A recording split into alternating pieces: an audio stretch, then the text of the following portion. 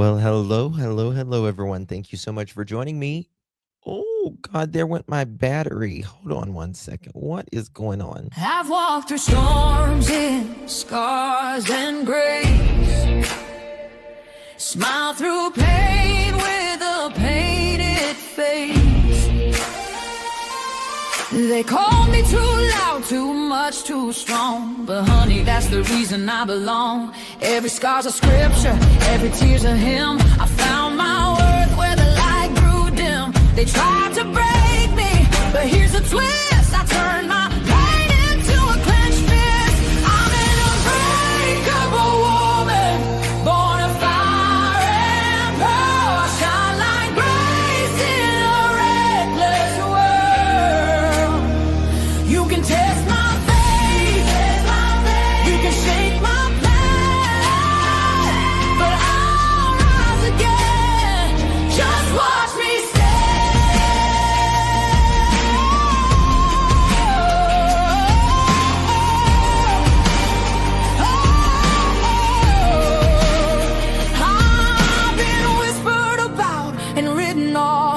judged by the gloss, not the cost. But God don't build weak hearts from gold. He made me fierce and he made me bold. I bend, I pray, I roar, I rise with mascara, tears and battle cries. Don't need your crown, I forge my own.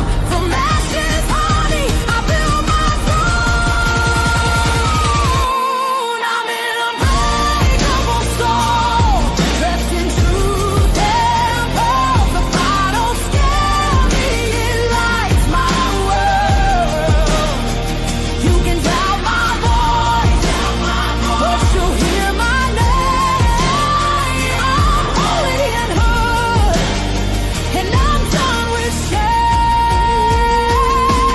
For everyone called too much, too loud, too real. You're not to anything. You're exactly what power looks like. I'm an unbreakable soul, through the fight and flame. My scars are stories, my strength, my faith. Faith in my heart, fire in my curls, forever divine.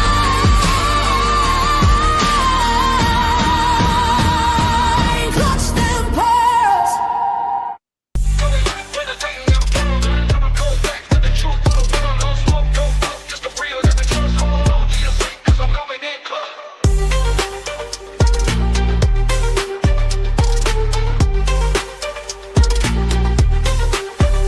Coming in clutch, better tighten them pearls, dropping cold facts. Got the truth for the world, no smoke, no fluff, just the real that we trust. Hold on to your seat, cause I'm coming in clutch.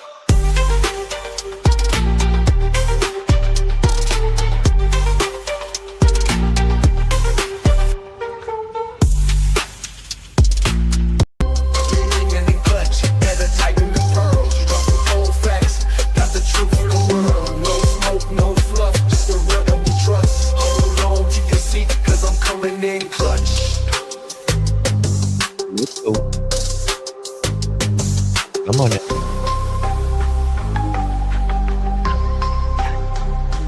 Coming in clutch.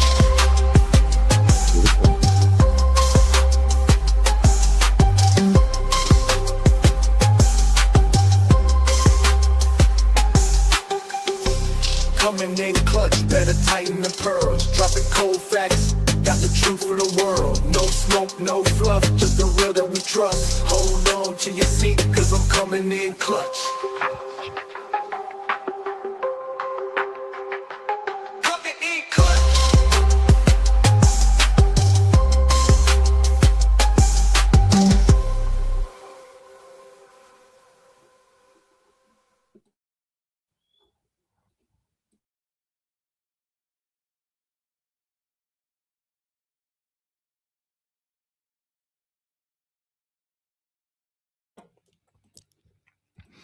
Well, hello, everyone. Thank you so much for joining me. Really do appreciate your time.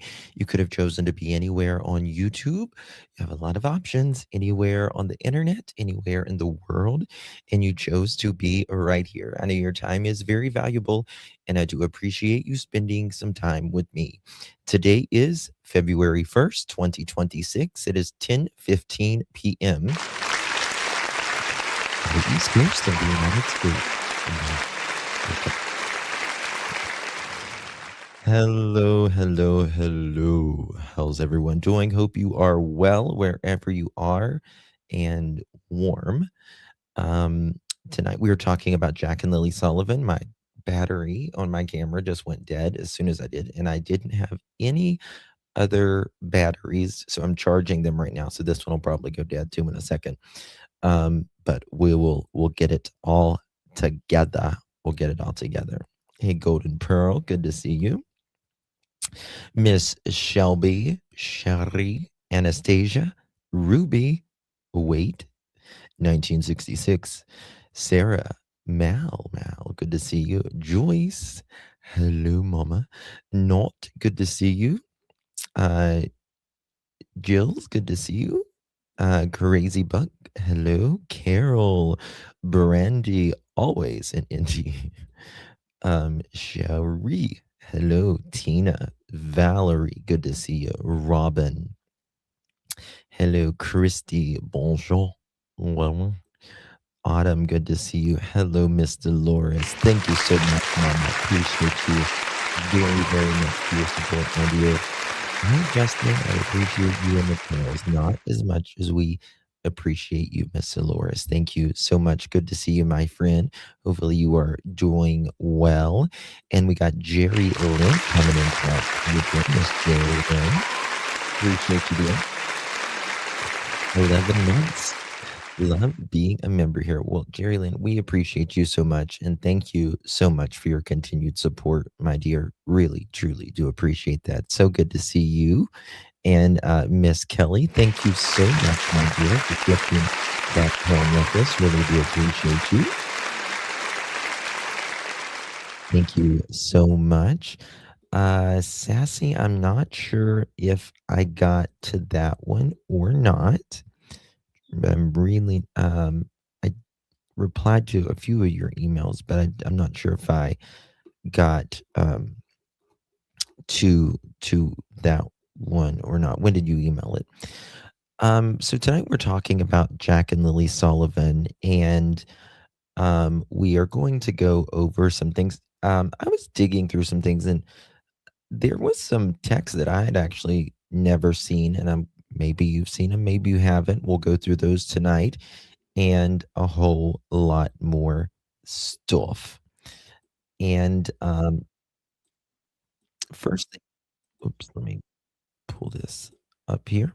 First thing that we're going to go through is I truly believe that uh, law enforcement, I do believe, my opinion, that this has pretty much been a suspicious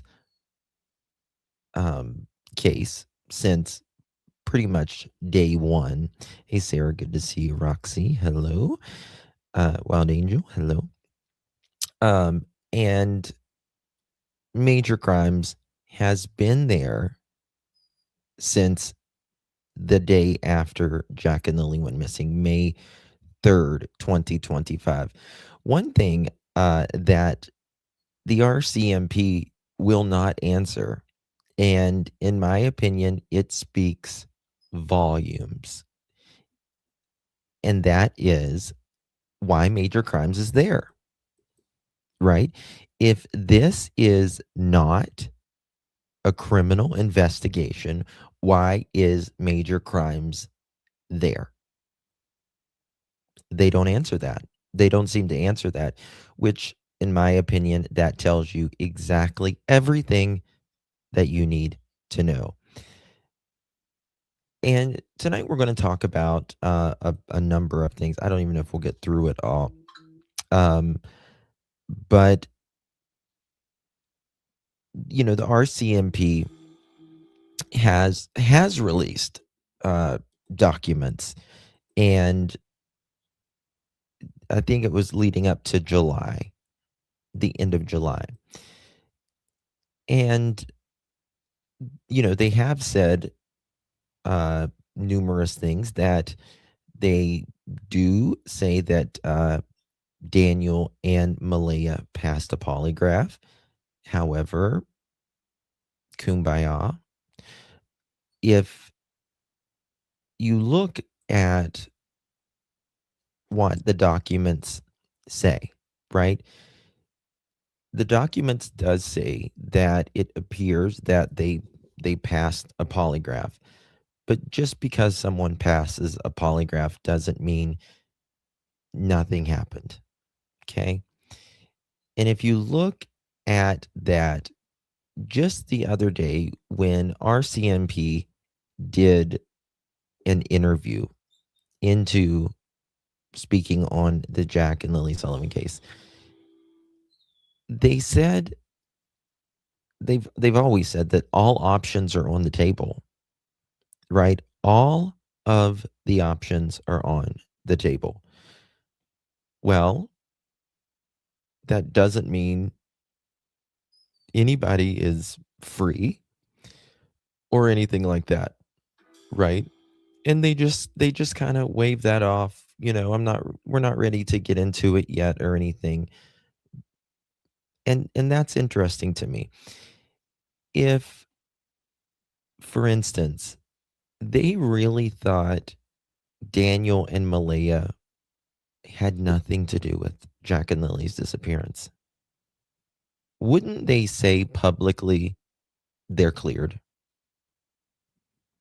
Wouldn't I mean, seriously, wouldn't they say publicly Jack and Lily are cleared?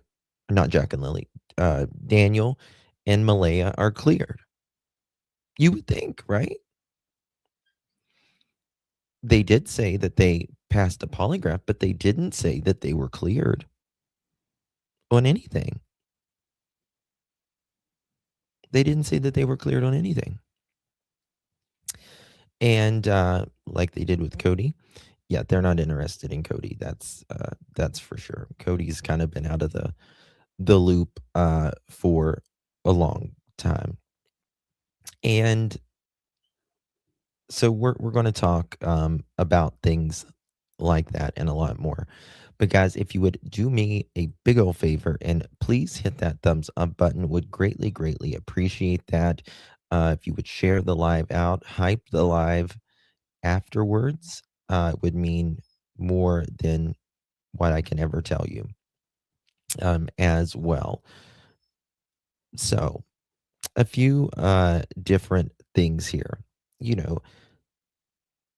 Cases shift and all of that. And like I said, with Jack and Lily's case, I really believe once they say that this is a criminal case, that's when the clock starts. And right now they have essentially all the time in the world, because I don't believe that they believe, in my opinion, that they believe that they're alive. In fact, they stated it in one of their press conferences that they did not believe Jack and Lily are alive. Even though Daniel says he believes they're alive, the actions and of the parents, or the mother and the stepfather, have said the absolute complete opposite of this, right? And so we're gonna get in to some of this. Okay, few things before, and also one of the reasons why they don't say something is criminal many times is because they want the parents to talk. They want them to talk, because the moment you say this is criminal as well, people shut up.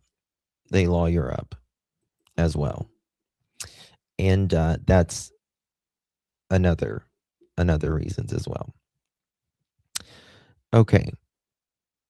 What's that? Okay. Okay, so let's get on with this. I want to show you this before we get into the deep. Oh no, I need to show you this actually before we get started. Something totally different. Let me. Did I download it? Okay. It's unrelated, but it's a story that I want to just tell you guys real quick, because there's not a lot out about it yet, but every child matters. Jonathan Scadibo, he is a missing child, 6 years old, and he is from the 28,000 block of Hale Street in Madison Heights, Michigan. And he is nonverbal 6-year-old autistic child. Jonathan enjoys the cold, according to this flyer, and often hides in chilly, dark spots and is fascinated by things that spin. He was last wearing a blue and black winter coat with matching boots. Anyone with information should contact the Madison Heights Police Department right away. 248 585 2100, 248 585 2100. And I believe he just went missing today or maybe yesterday. Yeah. Yep. So I wanted to bring that by you guys. There's really not enough out on it right now there's really not anything out on it right now.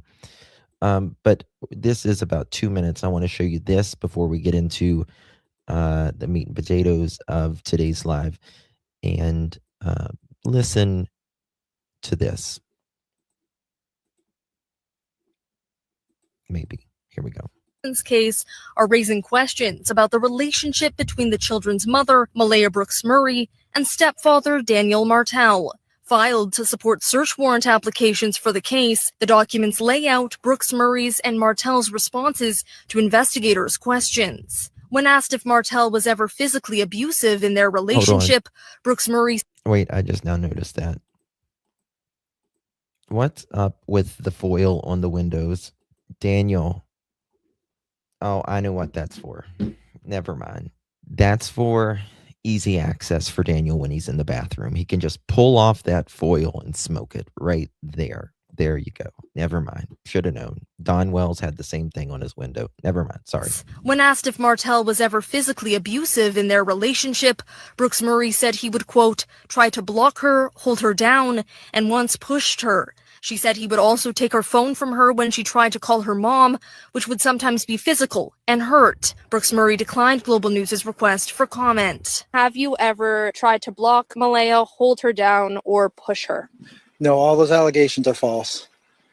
And as he said, it was just to paint me in a bad light. That's basically why there's all of those allegations of abuse came out. I never physically abused Malaya.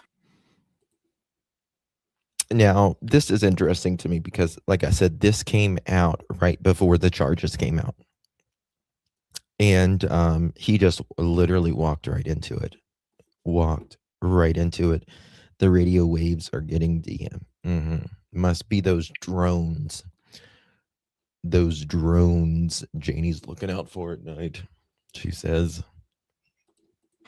Martel says he approved of these redactions being lifted, adding not much has changed when it comes to his public reputation. I've been, trying to keep the public up to date as much as possible. My image hasn't changed at all. It was always Daniel's evil, Daniel's a monster. And yeah, I agree with that. With that painted narrative, the public automatically will just jump to the belief of guilt. He says he provided his DNA to run forensics on...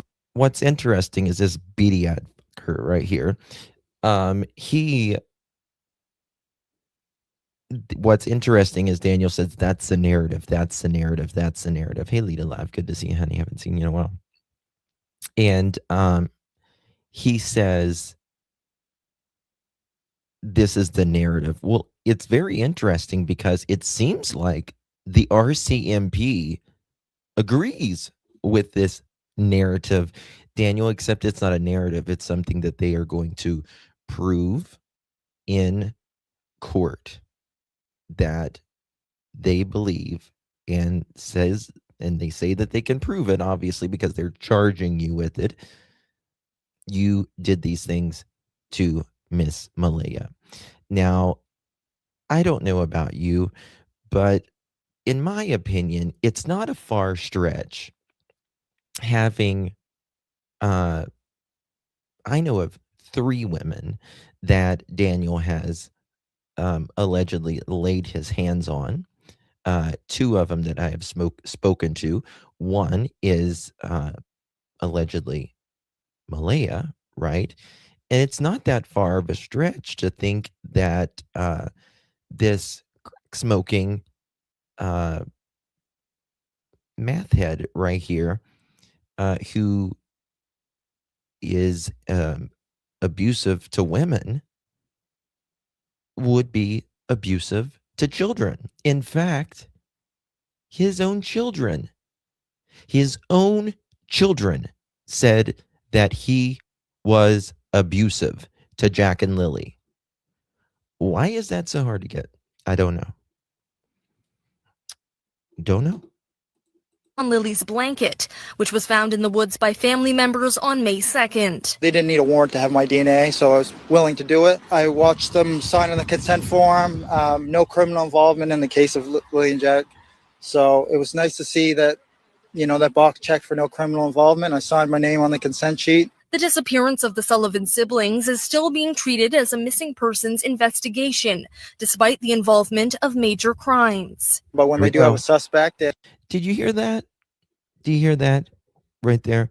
This is still under the Missing Persons Act, right? I don't disagree with that. Despite the involvement of major crimes, which again, RCMP will not explain that. Now, tell me something. Why would major crimes be involved in something so many months later and you can't clear the parents? You can't clear the parents? And you can't explain yourself why major crimes is there? Absolutely, Ninji. And very good point. Good to see you. Absolutely. 50% of users in IP abuse are also abusive to children. Yep. Where did the gravel come from, Daniel, that Janie was raking up?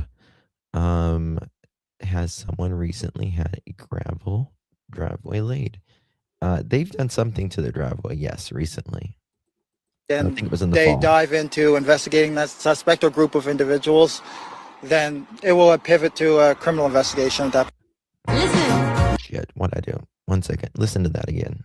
The narrative, the public to do it. I watched them sign on the consent form, painted narrative.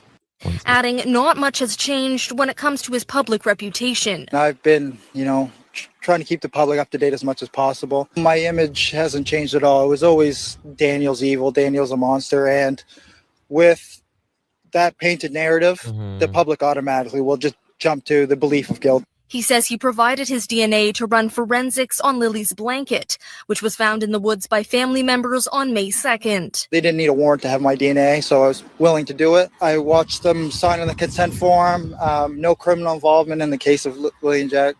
So he stutters when he lies. It was nice to see that, that box checked for no criminal involvement. I signed my name on the consent sheet. Sure. The disappearance of the Sullivan siblings is still being treated as a missing persons investigation, despite the involvement of major crimes. But when they do have a suspect and they dive into investigating that suspect or group of individuals, then it will pivot to a criminal investigation at that point. Yeah, it'll pivot to a criminal investigation at that point. Daniel, I believe you already know this has pivoted, don't you, brother? Don't you, brother? Because the RCMP aren't as nice anymore, do they? Are they, Daniel? They're just not as nice as they used to be. And I think that changed once the dogs got there. This past what was it, when they was there? Not too, was it October, November, or something like that? I think that's when it started pivoting, and I think that's the reason you said that as well. Okay, send an email. Okay.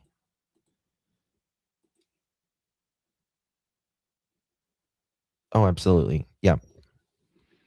Yes, absolutely. That is so Daniel, Deborah. Absolutely. Oh, yeah, Sassy. I saw that one. I saw that email. Thank you, baby. Okay. Thank you, Miss Deborah, as well. Guys, hit that thumbs up button if you're just joining us. A few things that I was going through that I want to discuss that I don't know if I've seen some of these or not, but a few things that I want to go over here. Bear with me as I find which one I'm looking for. Okay. Was invited into the property of Daniel. Okay. Searching for the spaces. Okay. Bear with me, guys. I apologize. Came out of the woods and said they found a pink blanket. Okay, it might have been the other one. Okay. Okay, so this is a few things related to the things that they search. Daniel is nervous now. He is not looking so good. He knows his lies are catching up with him. He does, Donna. Not only that, if he thought for any second that his lies weren't catching up to him, in my opinion, he would still be out here regardless, speaking on Jack and Lily, because that's what people do. That's what people do. Right? Hey, Mama's the bomb. Good to see you, Caroline. Hello. But he's very quiet for a reason. Very quiet for a reason. And to be honest with you, I don't blame him for being quiet. I do not blame him. But if he was actually, gave a shit about Jack and Lily rather than himself, he would be out here speaking on them as well. Okay. Malaya did not give her phone until May 6th. At 9:20 a.m., Malaya gave her phone to McIntyre. After they went through the consent form, Malaya signed the form. It allowed for a complete imaging of all data and information contained on her phone. At 11:22 a.m., McIntyre gave Malaya's phone to forensic analysis and the RCMP Digital Forensic Services in Dartmouth, Nova Scotia. Okay, so 4 days after Jack and Lily went missing, they gave their phone. To me, that was way too long. I do believe that they kind of fumbled in the beginning, but 4 days is quite a long time to me, in my opinion. They should have had that a lot sooner.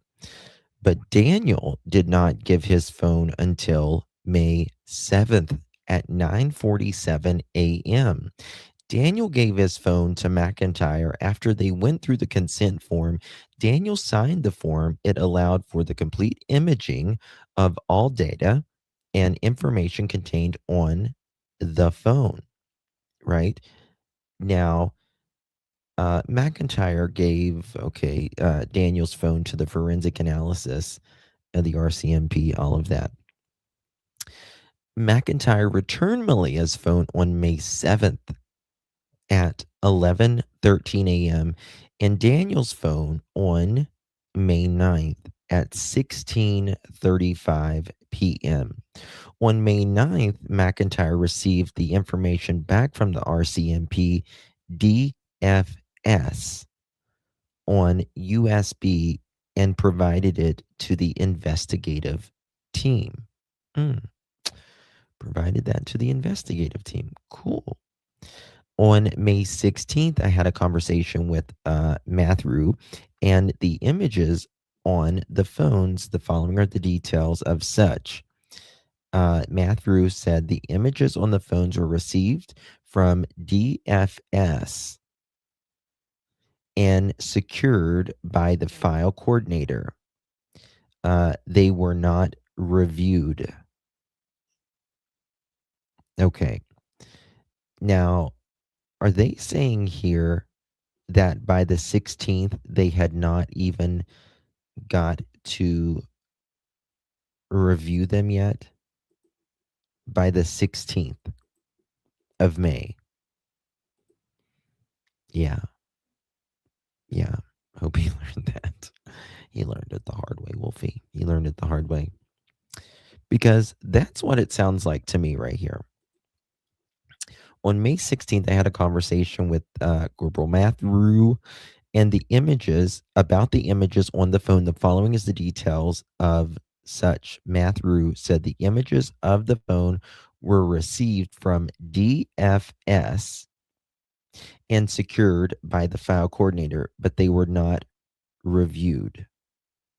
Forensic analysis with DFS imaged Matthew and Daniel's phones and provided some context on search perimeters. The following is a summary, which I believe it is redacted. Now, yes, images, but what's interesting here is they context on search perimeters. Why would they be searching perimeters of where their phones have been if, there are these innocent people who have no idea, that just went to bed and woke up and heard the kids and then dozed off and the kids left? Bingo. Yes, Miss Brandy. Location. Now, Daniel admitted that he did not take his phone that day, right? But I don't believe he took his phone that night either. Got to be getting close. This feels like waiting for season 5 of Stranger Things.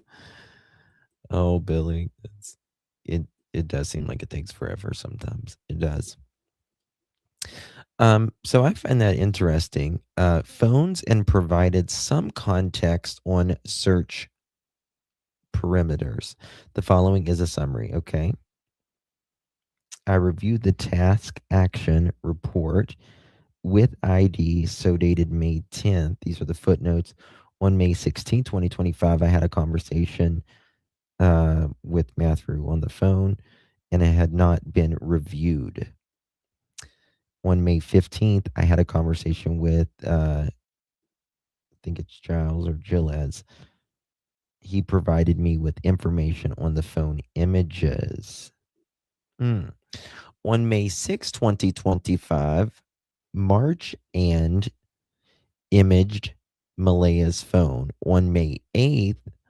Marchand, there went my battery. 1 second, guys. 2 seconds. I'm going to switch my battery. Give me 1 second.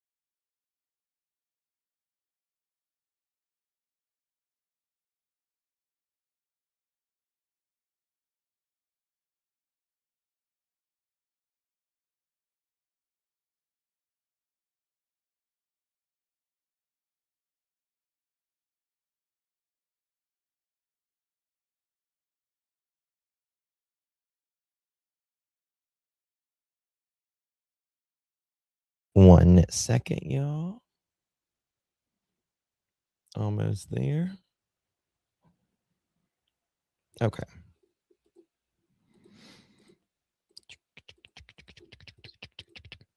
Okay. Papa, can you hear me? Papa, can't you see me? Hold on. I need to go right back out and come right back in. I apologize.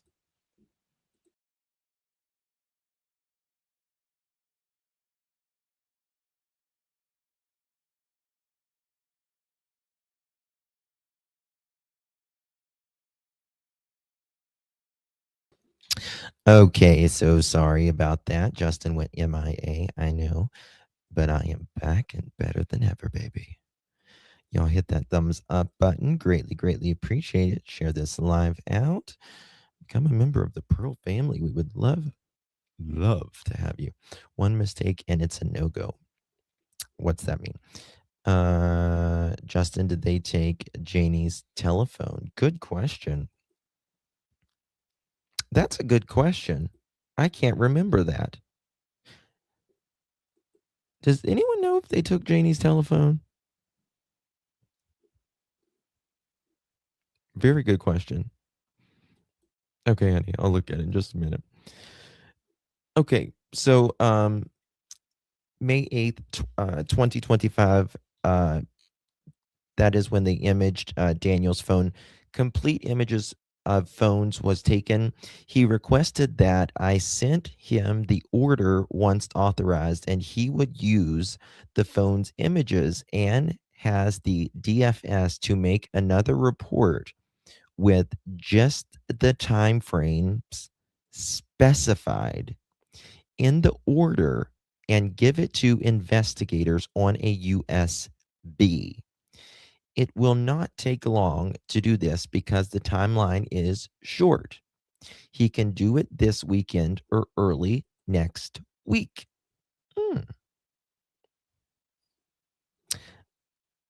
Joyce, do you know if they took Janie's phone? I cannot remember.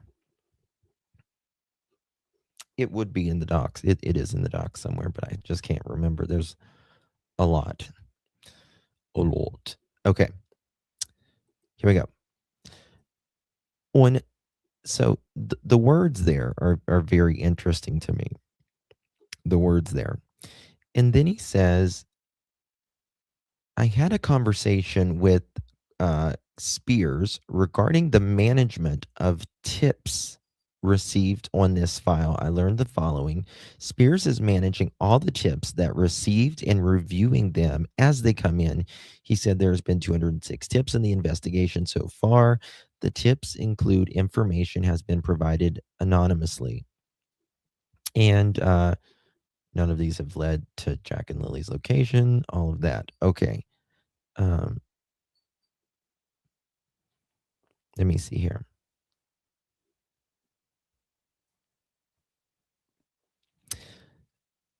On May 6th and May 8th, respectively, in accordance with authorization of Malay and Daniel's phone, merchant will produce a report containing the items sought. If found, investigators will not be given access to the rest of the contents of the devices that are not authorized to be released in the record access order.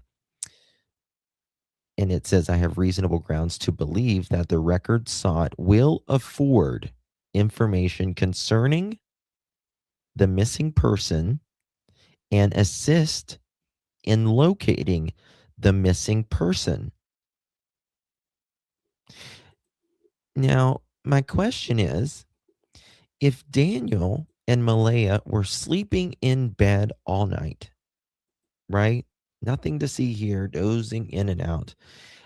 How would Daniel and Malaya's phone help find Jack and Lily if this was not a criminal investigation? Now, not a public criminal investigation, but I do believe there is a private investigation going on, right? I have reason to believe, I have reasonable grounds to believe that the record sought will afford information concerning the missing person, Jack and Lily persons, and assist in locating the missing persons, Jack and Lily. I have considered whether the examination can be limited to examining stored data relating only to a specified date range. As such, I am proposing the following examination parameters. Mhm. Mhm. Well, I'm thinking about Janie's phone because the two neighbors saw two different cars. One definitely would be Daniel. Bingo. Bingo. There we go.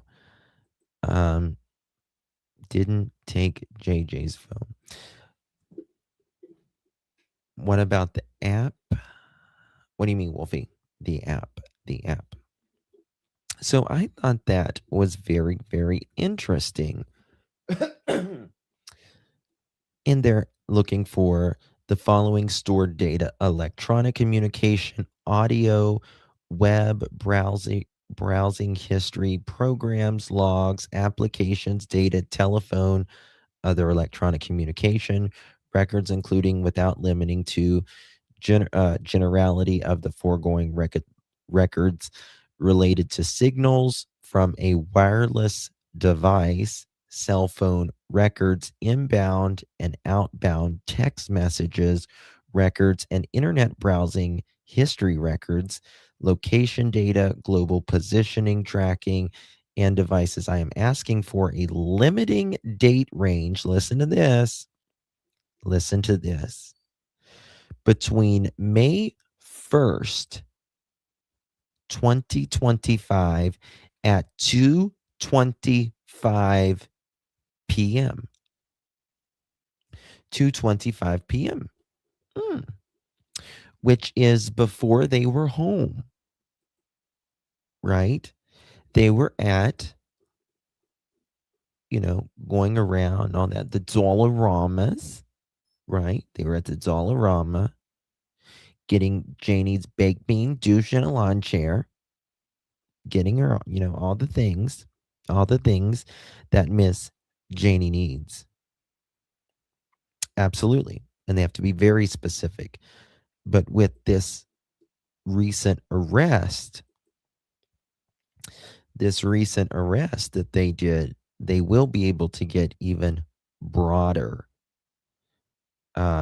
and look at more broadly as well. Getting a cigarettes. Yeah. Mm-hmm. Exactly. May 1st, 2025 at 2:25 p.m. and May 2nd at 2025 at around 10:27 a.m.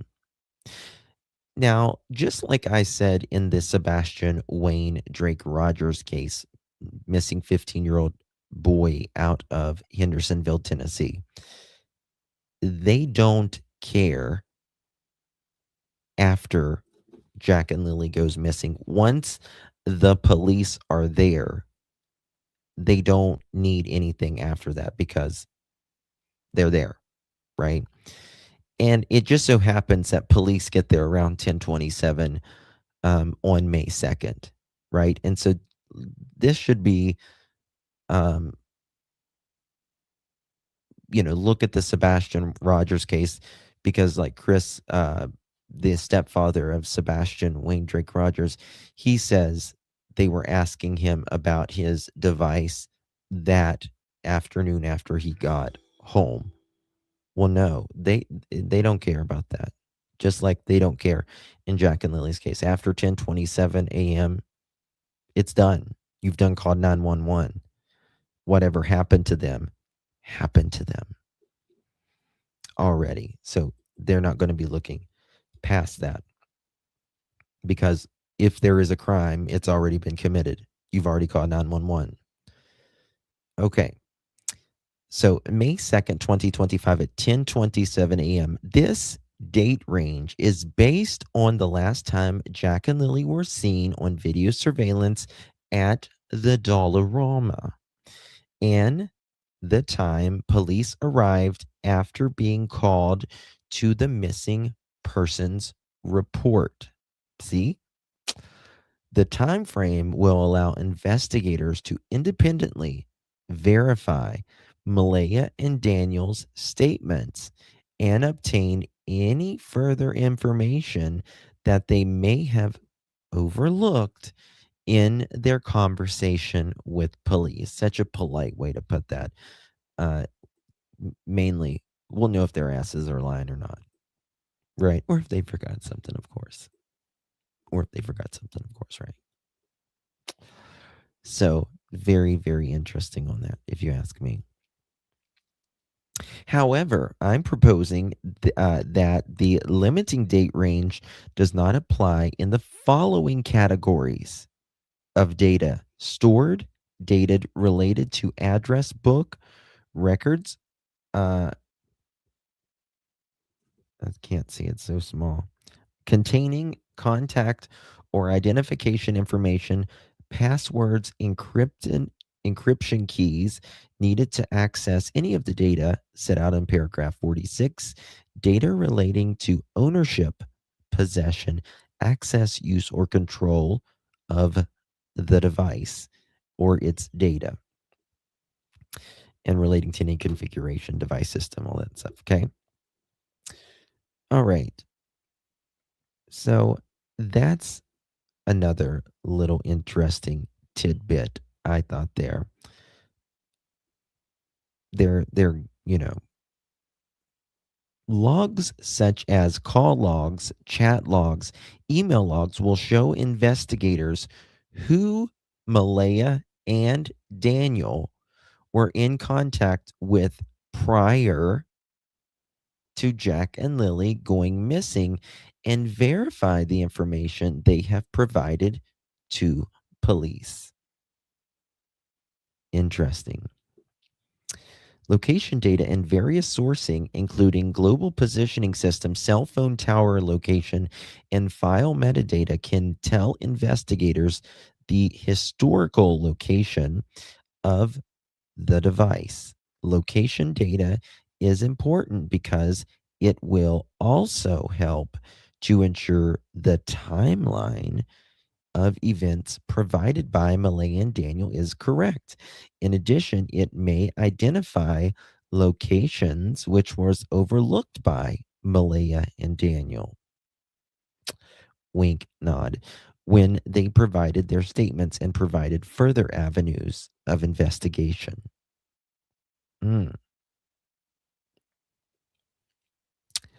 Okay. How interesting, right?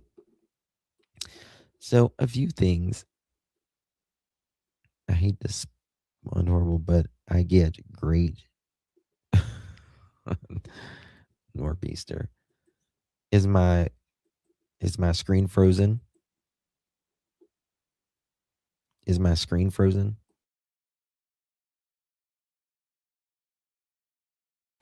I don't know if my screen is frozen.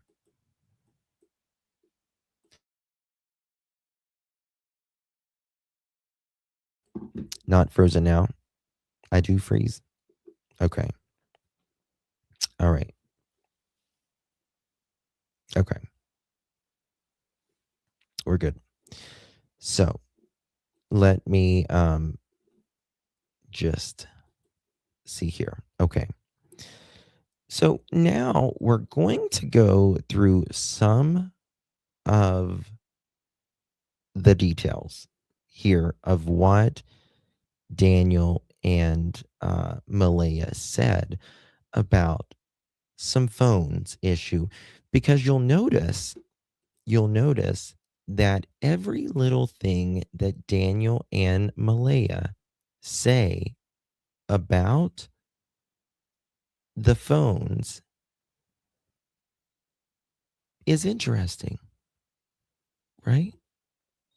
Is very interesting, because they either deleted the app, they didn't take the phone, they took it, thing like they took it, what was the word? They took it, they didn't take it that day, but they took it the day before they went missing. They took it the day after they went missing. They deleted the app, all of that. Jimmy Sue, oh my God.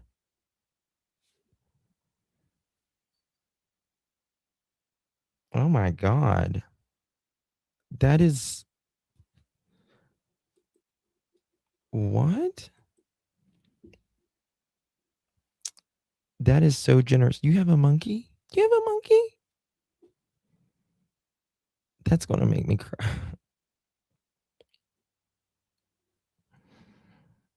Wow.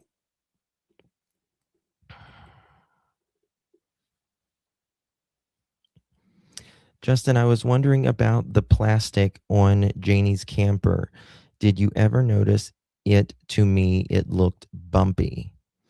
I wondered if the police looked under it. Yes, Jimmy Sue. I also wonder, can the dogs smell on roofs from the ground? Now, that's a good question. I don't know about the second one. Thank you so much, Jimmy Sue. I don't even know what to say. That is, thank you so much from the bottom of my heart. Oh my God. And I didn't know you had a monkey. You got a little capuchin. Okay. So let me show you something, Jimmy Sue. Yes, that is, I don't even know what to say. You work your ass off, Justin. Thank you, Sam. I give it all I got. Thank you, honey.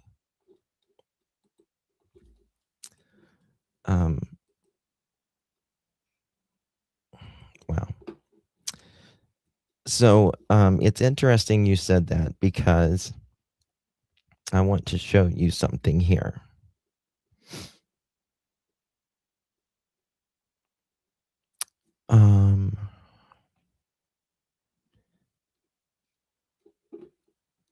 Let me find it. I'm just a little shook up right now. They talk about, okay, looking under the trailer. Okay.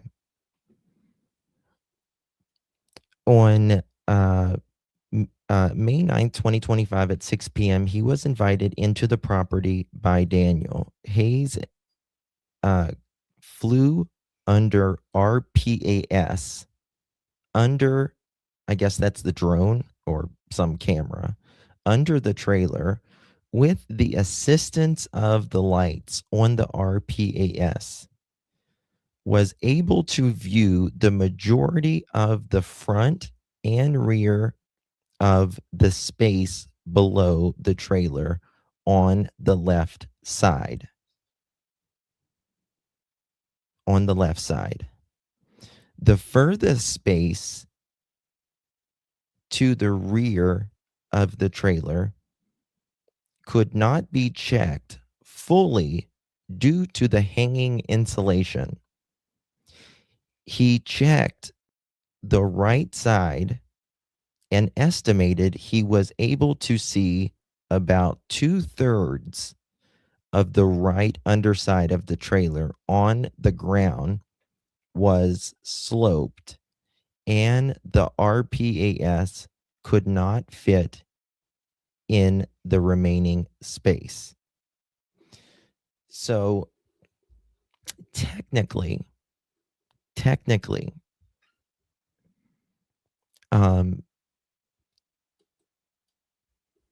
they tried to check all of it. They couldn't get in all of it because they were essentially the insulation was down. But you're talking about Janie's, right? And I can pull up a picture on that. Maybe. You were saying it what looked like bumpy? Like the now they what was it? They looked underneath. Joyous, do you or anybody in chat, Brandy, anybody, do y'all remember, or Brenda, if you're here in the bushes, they looked underneath Janie's place one day. Let me see here if I've got it.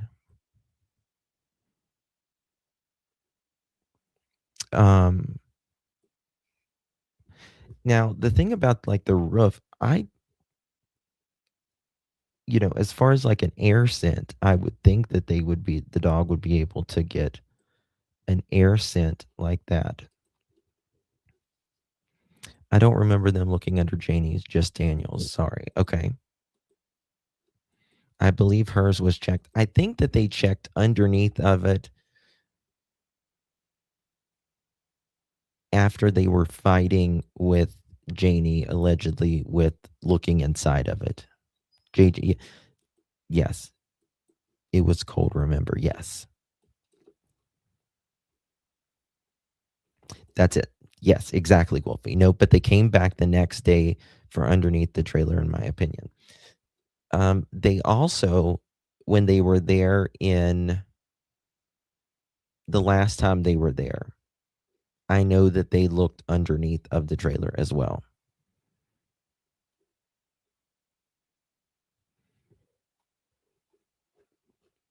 You know what I mean? The real Nor'easter, get bent, Daniel, you monster. You deserve it. He's something. He's something. He really is. He really is. Okay, I've got heartburn. All right, so let's which one do I have pulled up? Okay. So we're going to look at some of the things before we go to these documents. We're going to look at a few of Daniel's words, and some of these I have not seen. Thank you, Mom, as the bomb. Thank you, honey. Of some of these I have not seen before. A few of these messages. We've seen this one, but I want to go over it. They ask, what is your estimated time of the 911 call? That was the last thing I want to know for now. They were asking. Daniel says it was done with Wi-Fi calling.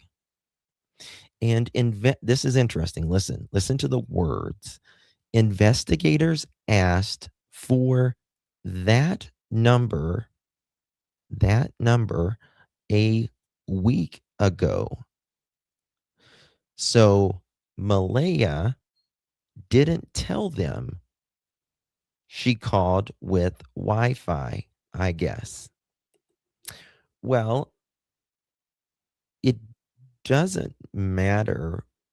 Even if you call with Wi-Fi, there is a number. Where did the bags of dirty diapers under that was a different house, Ratui. That was a different house, honey. That was, I believe, when she was with Daniel's, or when Malaya was with Jack and Lily's dad. Yeah, when she was with Cody. Yeah. Yeah. So Daniel says again here, I'm just going to read this. It was done, meaning the 911 call, he says was done with Wi-Fi calling. And investigators asked for that number a week ago. Well, Malaya said the Wi-Fi was turned off. She had to turn the Wi-Fi off. Daniel says it was called with Wi-Fi. Malaya says that she couldn't call Wi-Fi with that app. And that's true. You can't call with that app. You can call 911 through your phone's Wi-Fi calling, but not through that app's Wi-Fi calling. Investigators asked for that number a week ago. So Malaya didn't tell them. She called with Wi-Fi, I guess. Excuse me. And she called 911 at approximately 10:01. Yes, that's what she stated. And this is what Daniel and Daniel says, we know that she called it around 10:01, right? But Daniel says until you see the screenshot of, Malaya calling 911, don't believe it. Well, right here it is. Here's the actual screenshot, 10:01, right? Okay. Second thing about the night prior. Okay. Like I've said, Daniel knows what all they did that day, right? He can remember before, he can remember all through May 1st, what happened that morning, that afternoon, all of that, until he gets ready to go inside, which is when something gets ready to happen. He can remember after Jack and Lily went missing. He can even remember him putting his phone, on the dresser and leaving the phone there, right? He can remember Malaya has 2 keys, right? But can't remember anything else. So they asked, what would you estimate around 8 p.m. or so, that time in May, it would be getting dark? Daniel says, I'm not sure, but it was getting dark when he goes inside. Yeah, probably, Daniel says, but I flicked the light on. Okay, this is where he's talking about midnight. Listen to this. Yeah, probably. I flicked the light on in the kids' room around midnight, and he means both were sleeping. Both were sleeping. Something happened around midnight, whether this is when everything hit the fan, or this is when they got ready to move the kids, in my opinion. Because Malaya tells family that she wakes up around midnight And this is when Daniel is doing rugs in the bathroom. Daniel says he's up later into the night. It's later before he goes to bed, but he checks on the kids. I don't see Daniel ever checking on Jack and Lily at nighttime. I just don't. Text Plus specifically does not allow 911 calls, if that's what you mean. She could use normal cell tower reception in one of the trailer windows at the end of the driveway. Yes. So Text Plus definitely does not allow 911 calls. Malaya says she was in the corner of the trailer, that it'll pick up on a specific corner. Janie says no, it doesn't. But we were told that Malaya was standing out in front of Janie's trailer. We were told Malaya was standing out, next to the driveway to the road. We were told Malaya was in the corner of a trailer calling 911. So who knows? Who knows? Right. Okay. So Daniel says, it's sad to say, but this is the last time that he saw Jack or Lily. Okay. Here he talks about, I was outside with mom working on the fence. Malaya was with Lily and Jack inside, and Meadow, of course. I'll say this, no one knows but investigators. We got food at, I don't even know how you pronounce this, Acropolis, fuck that up, in Westville, and I think, and got home before 4. Oh, okay, sorry. He spelled it wrong that time. Okay. But they got home before 4. He does a correction down here. They got home before 4. He remembers that time. Can't remember what time he went inside. Can't remember what time he went to bed. Anything else. What are the coming up and now? Does she have a name? I don't know what that means, but okay. Now, Daniel says here, one thing that Malaya and Daniel agree upon is that Malaya went to bed first. Any phone will call 911. Yes, that is true. Any phone will call 911. But there is a misinformation with a lot of the public that there has to be service. Now, it has to be at least 2G service, which is not a lot.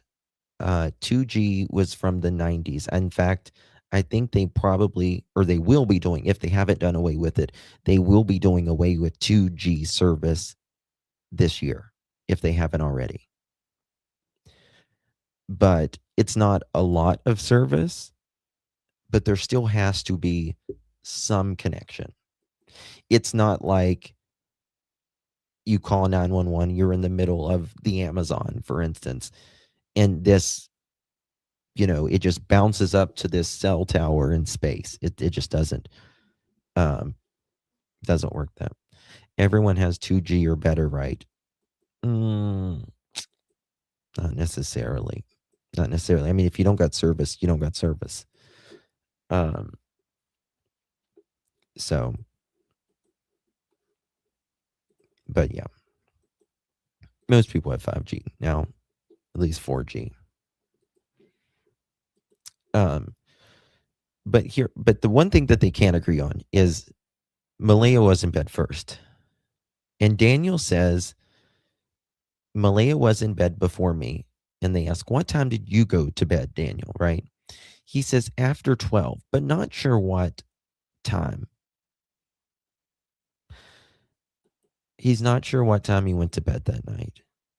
Well, I can just about tell you around about time I go to bed every single night. Around about time. And it's not the same every single night, that's for sure. It's not the same every single night.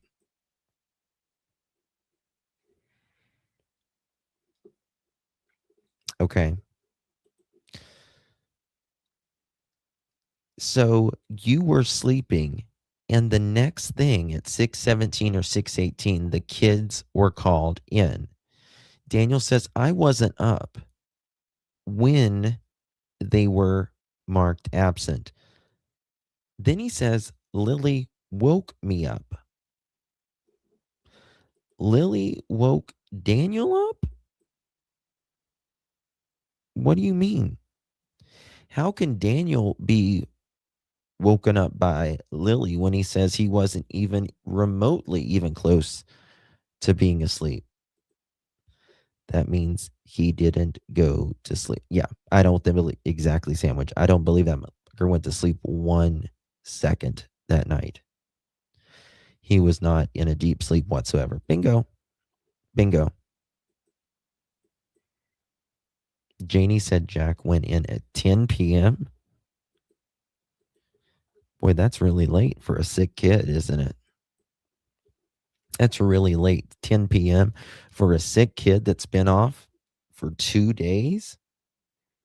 And if he went in at 10 p.m., that means shit hit the fan between 10 and midnight. One or the other. Oh, there was no bath. They were not even changed. They weren't even changed. Right? When I call 911, it doesn't get answered in Canada. I don't know what you mean. I called 911 with a wreck one time and they told me to hold on. Swear to God. 911, hold on 1 second, please. Please hold. I was like, okay. Oh, there's a wreck right here I need to kind of tell you. So they did put me on hold. But anyway, he says, Lilly woke me up. And then he says, they went to sleep in their clothes, but I can't say more than that because listen to this. Daniel says, I can't tell you anymore. Then they went to sleep in their clothes because I brought forward evidence that I can't talk about. First of all, let me tell you what a dummy he is. Daniel, it would not be evidence unless someone is hiding something, right? Unless, Malaya was hiding something or whatever. And you said Malaya went to bed before you. Okay. Evidence is used in a criminal matter. Yes.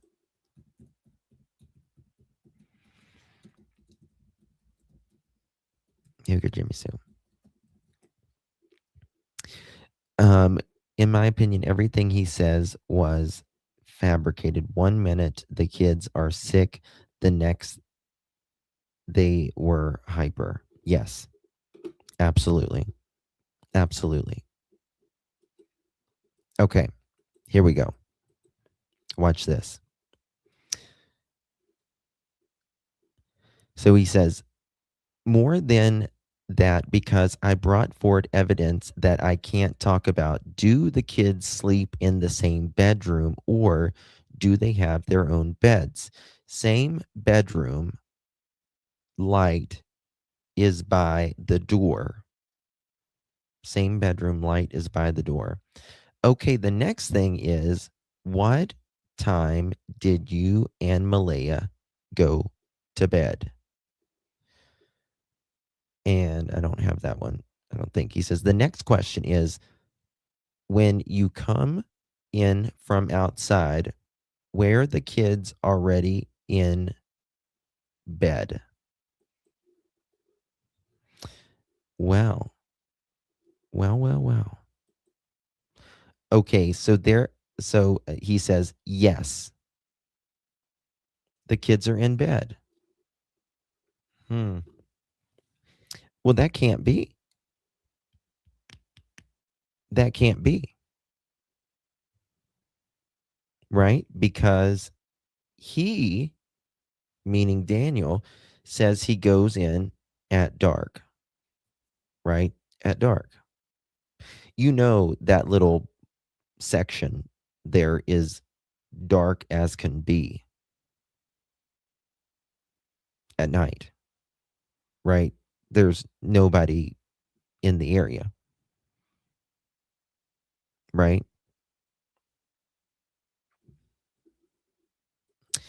And so there's that. How can he be inside at 8 o'clock, 9 o'clock max, whenever the kids did not go to bed until after 10 o'clock that night? Other interviews, Daniel says he doesn't, he couldn't remember if the kids were in bed or not. He didn't remember seeing the kids. I was wondering about the wall Daniel had put up between the kids. Well, why would he do that? Well, I can tell you, Sharon, why he would do that. Actually, Malaya mentions it in the RCMP documents. The reason and seriously, this is the reason why Malaya said they did it. Because if they didn't do it, Jack and Lily would stay up all night to separate them. 3-bedroom trailer. Meadow shares a room with the Daniel and Malaya. Jack and Lily share a room, and this third bedroom allegedly is his other children's.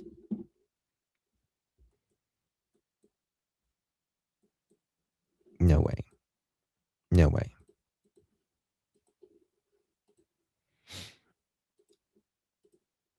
Right? Okay. Here we go.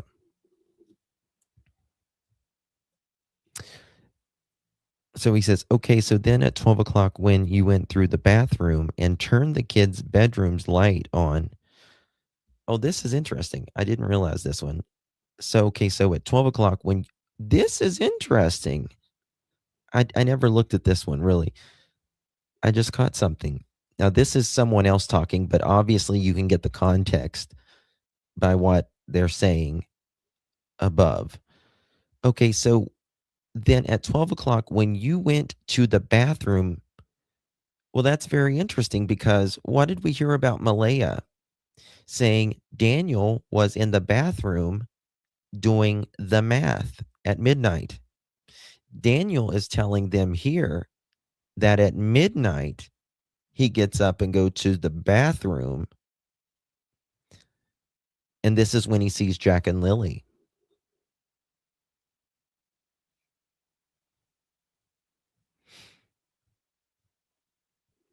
What's that? Fuck at 88.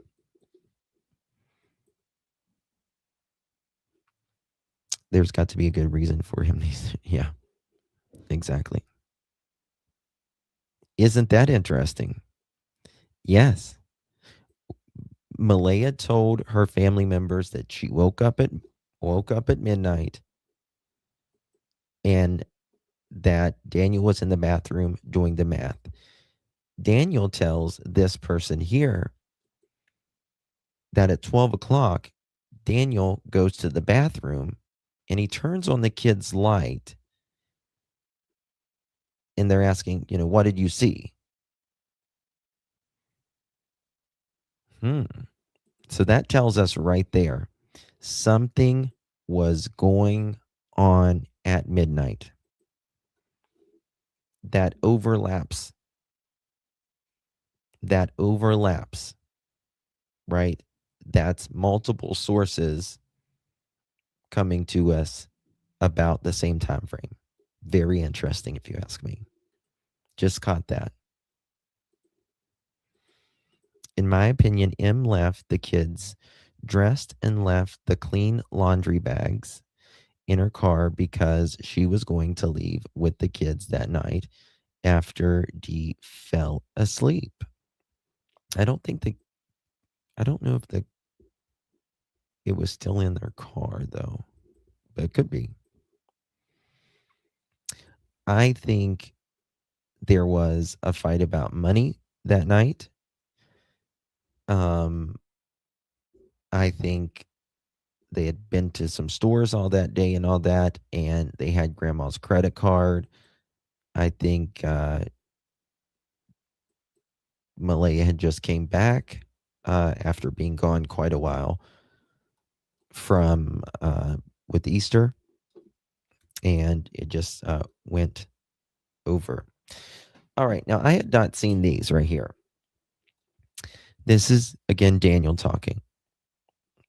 They are loud kids. That's how I know someone they knew from Malaya's side of the family took them. This is Daniel talking.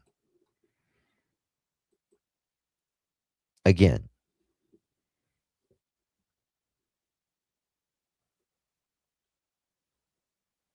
Oh, thank you so much, fuck it. Thank you so much, my friend. I appreciate it.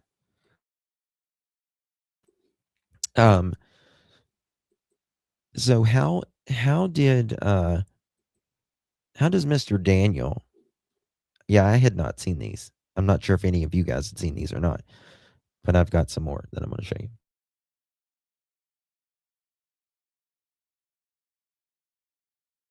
One second, yeah.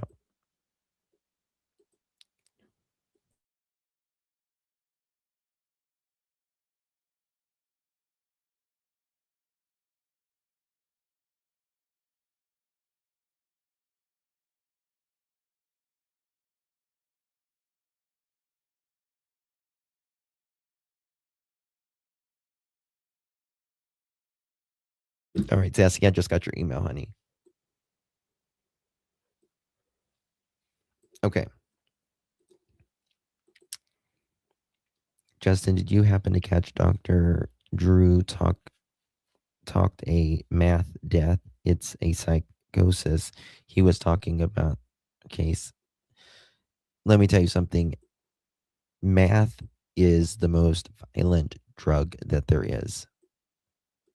It's the most violent one that there is. And it's the one that people, right? When people are on the H or the Finney, right? They go down, right? They're not amped up, ready to fight, rageful or anything.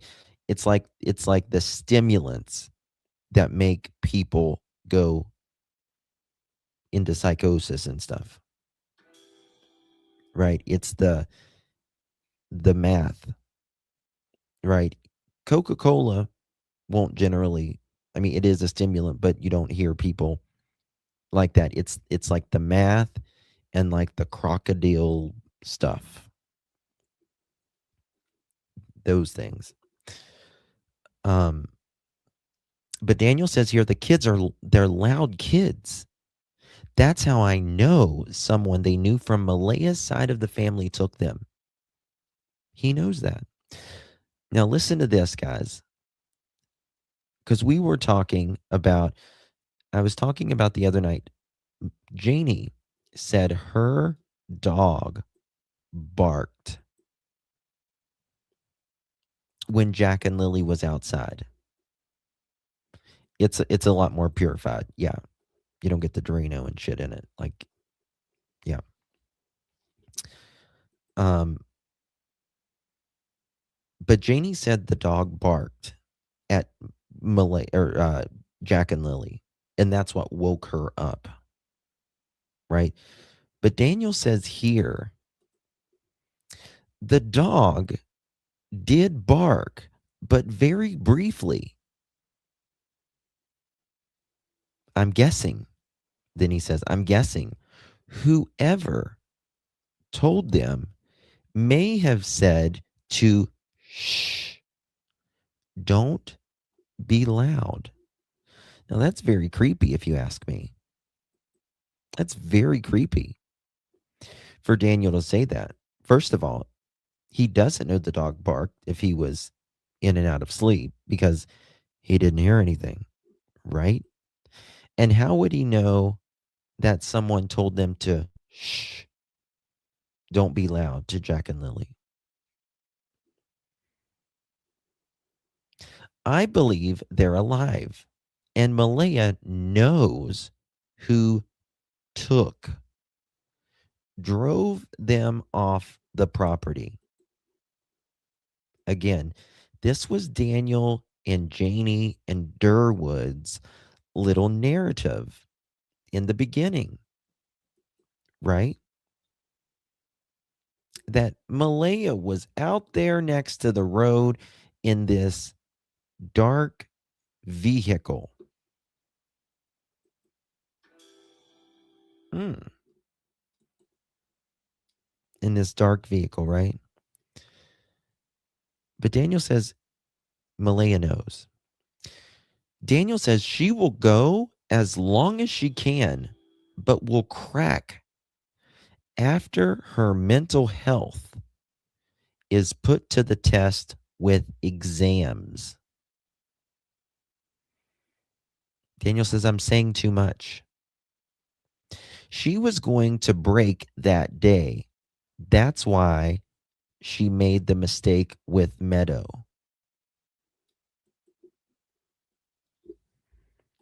I think he means by exams, he means interviews. Yeah.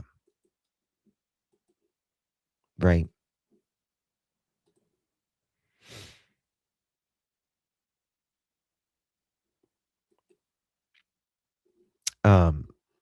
For that. Okay. So then he says, so she was going to break that day. That's why she made the mistake with Meadow. And then, yeah, we know him. He's Malaya's family. My kids, yes, great with mine. She was saying Malaya's great with his kids. It's ruining all of the province's faith. When it comes to Janie, when a polygraph examiner says your physiology is not suitable for the analysis, it means factors like being under the influence of alcohol or drugs, being overly anxious, or having certain medical conditions are interfering with the test ability to collect and interpret reliable physiological data. The examiner cannot use the results if they are not confident the readings are accurate and not influenced by external or uncontrollable factors. And remember, they took Daniel's polygraph, and he says he has done math for every single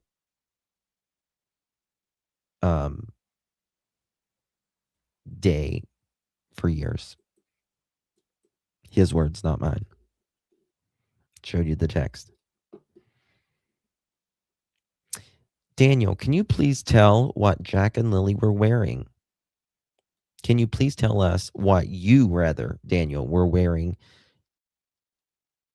Can you please tell us, Daniel, what you believe Jack and Lily were wearing? But then Daniel says what he was wearing.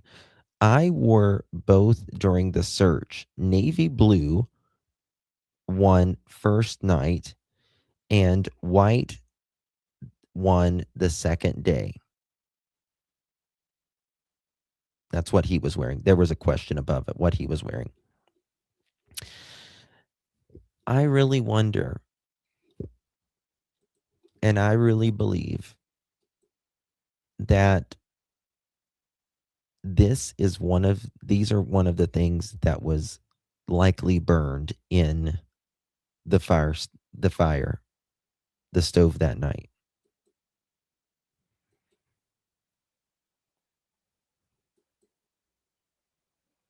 I really believe that.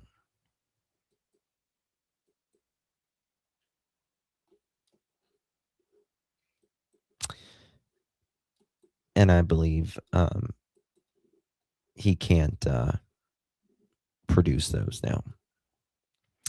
But they want to know what Jack and Lily was wearing as well.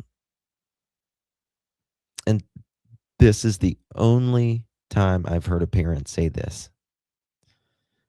I can't tell you because that's part of the investigation on the clothes they wore.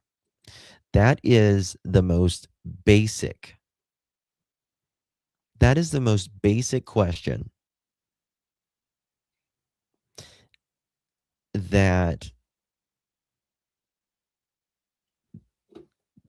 investigators, or that is the most basic answer that investigators are going to want to tell you.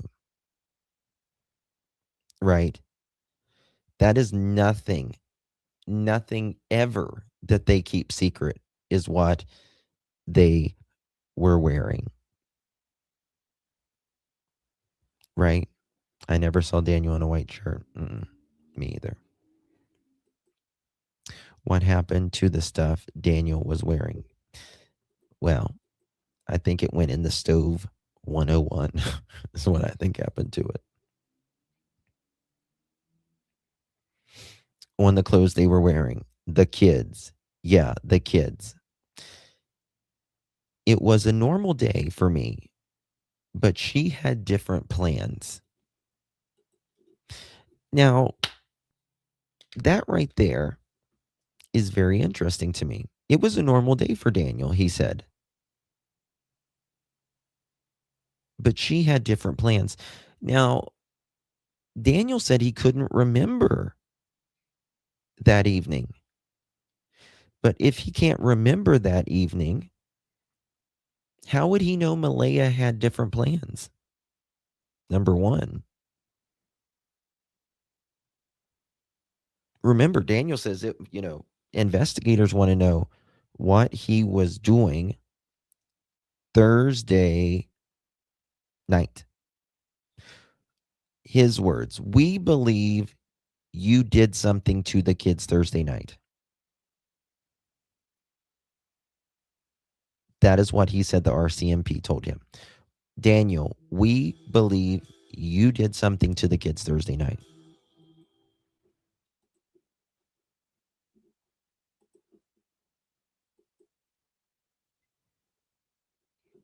Now, why does he say this? It was a normal day for me, but meaning Malaya, she had different plans. That tells me something really bad happened right there. Really, really bad happened in that house that night. It is normal to him. It is normal to him.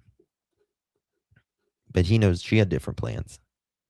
But he says it was a normal day. Got it, Daniel.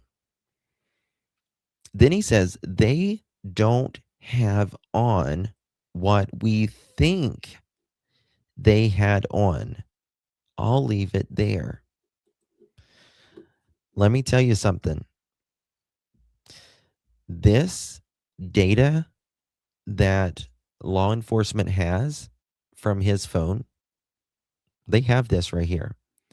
If Jack and Lily don't have on what Daniel and Malaya said they had on, this right here is going to eat his ass up. later.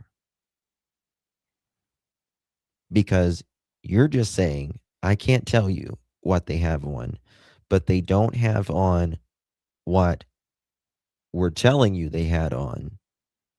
And I'm just going to leave it there. Squid. Ironclad. That's what Durwood says. That's what he says. I'm telling you, it's ironclad.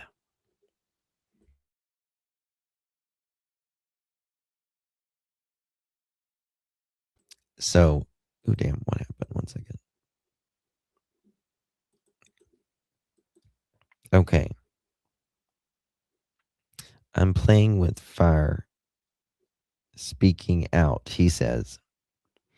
Then he says, my mom was napping and came outside. She heard me yelling that morning for the kids. Malaya was playing on her phone. Mom came out. Malaya was playing on her phone. Mom came out and she said, okay, first of all, Malaya was playing on her phone. That's a problem.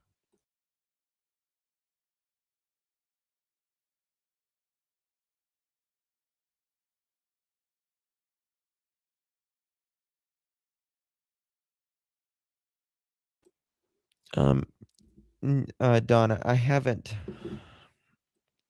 That's kind of a rumor that's going around. RCMP hasn't said anything about blood, but I will say that there may be blood found somewhere, but they haven't said that. No, I want to make that clear. There may be creators that's saying, "Oh my God, they found blood." I'm here to tell you, they have not said that they found blood. Okay. Hey, Yvette. Good to see you, honey.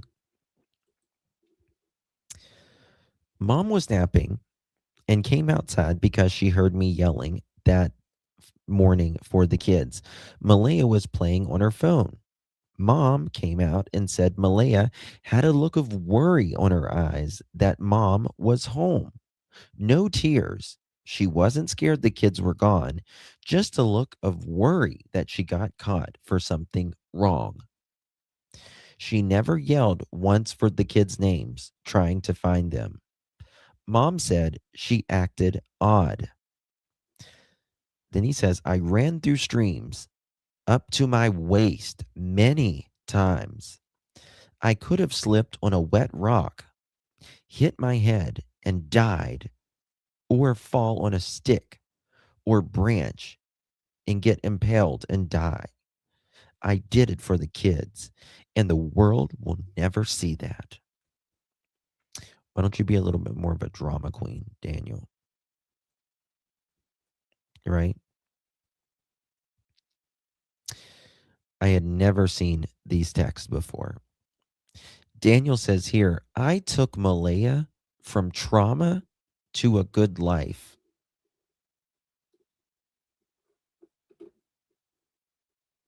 I took Malaya from trauma to a good life. They're not going to release that information. No, they're not.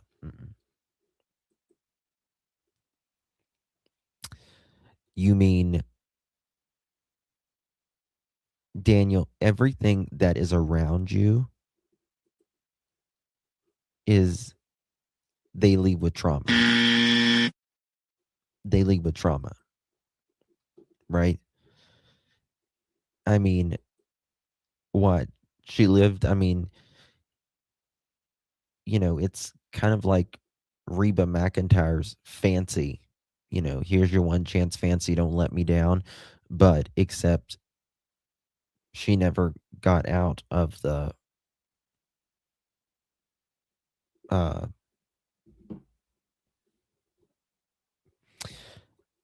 ghetto thing there, right? She stayed in it and lost her children. That's all he gave her. Yeah, me too. One of my favorite singers, actually. Her mother hated me. Now, listen to this, because she was happy with me. Most parents don't hate someone that is good to your kid, treats them well, takes care of them and their kids. No. But Daniel says, I can only, I don't blame Cindy. Her mother, listen to this, seized her phone and probably has her car keys. What does that mean? What's with these damn car keys in her car?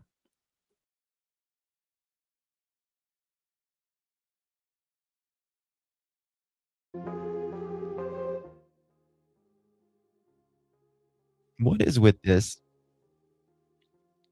No, she didn't Mohawk. Not at all. Not at all. Her mother seized her phone and probably her car keys. I know this because when my cousin called her phone on private number, her mom picked up and said, Malaya's phone. Who is this? Well, that what does that have to do with her car keys then?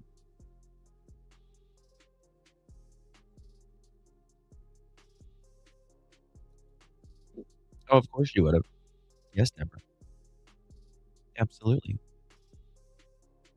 Exactly, bugs. Exactly. Exactly. Yeah, that's correct. He's still talking about Malaya's mom. She is a psychopath. I know this because she displays the traits, and I was only waiting for one trait to be exposed, and that is no empathy. And I've finally seen it on full display when she never shed a tear the day of the disappearance. It's effing beyond sad. My heart breaks for Malaya.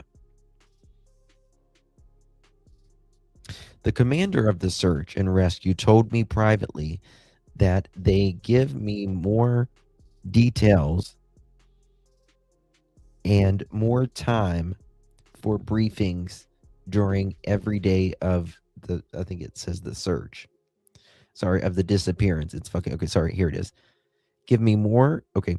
The commander of the search and rescue told me privately that they give me more details and more time for briefings during every day of the searches.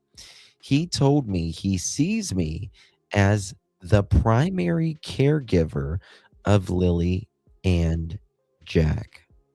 I wish I had a laughing button. I swear I wish I had a laughing button. Because that's more it. Oh my God! He is dumb as hell. If they said that we see you as the primary caregiver, Daniel, it was probably to get you to talk more. Get you to talk more. Because they want info from you, dummy. Exactly. So fucking dumb.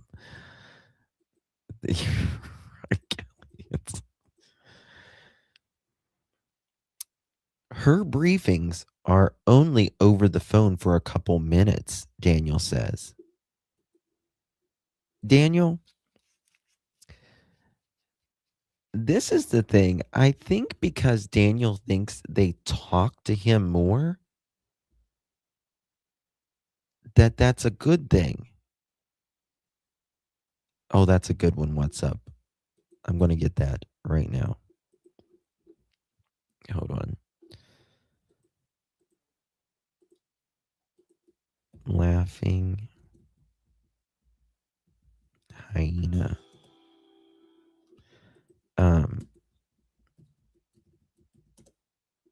Here we go.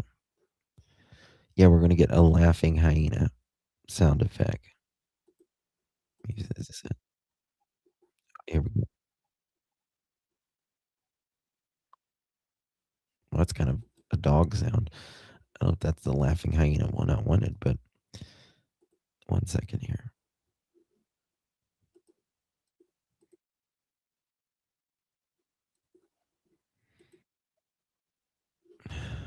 One second. God, some of these are they kind of sound like a wolf. Some of them do. I wanted kind of like a cartoon laughing hyena. Let me see here. Oh wait, one second here. That's not it. One second, guys.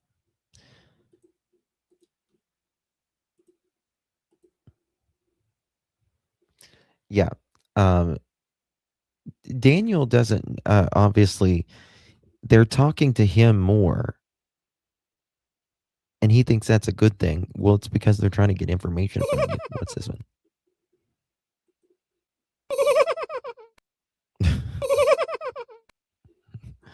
I'm not sure if that's the one I wanted either. That's still not it. It's hard to find it while you're live, but there's a couple more. But anyway, moving on. He's about as a hyena is more intelligent than Daniel.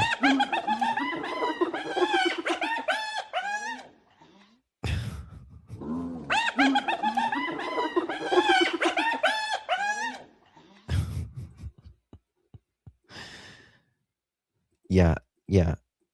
I don't know if it'll copyright me though if I do the Lion King laughing hyena. Like the chicken cackling's kind of funny too. You know what I mean? Anyway. Okay. Her mother has something over her head of some kind. After her and her mother talked, Malaya was not the same.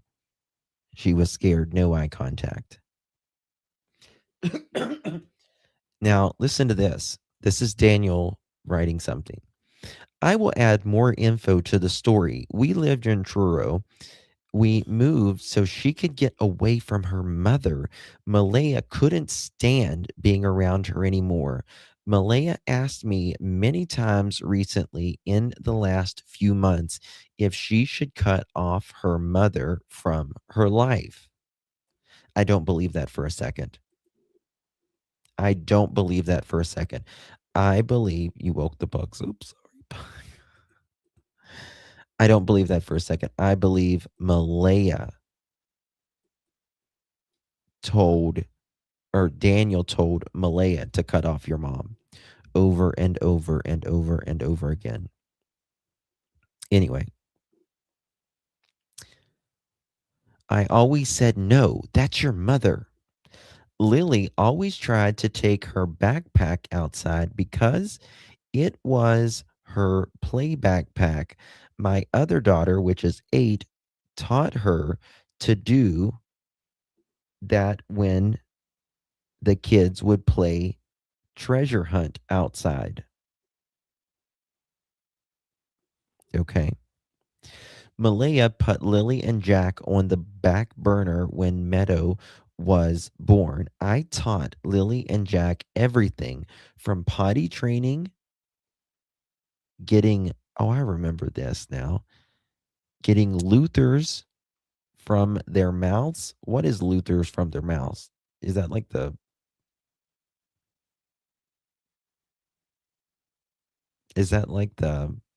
cough drop? I did everything for them. Lily and Jack called me dad and came for me for everything. Never Malaya. Now listen to this. Daniel says this all the time. She had no control over the kids. They were wild with her. And me, they listened and were well behaved. I wonder why, Daniel. I wonder why. Did you, I don't know, abuse them? Jack was 4 years old and selling pull-ups. Yeah. Night, Joyous. Love you, baby.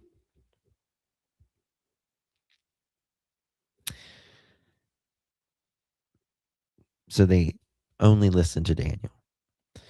I promised myself that I'd always be there for Malaya and the kids, and I'm holding that promise. Boy, that didn't last. Right?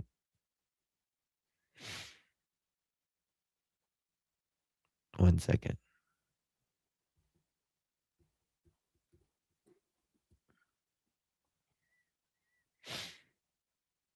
Daniel says media is not giving the full story. Helicopters can't fly at night either, only drones. I can't go into the drone technology either. I was urged not to. What the fuck is he talking about here?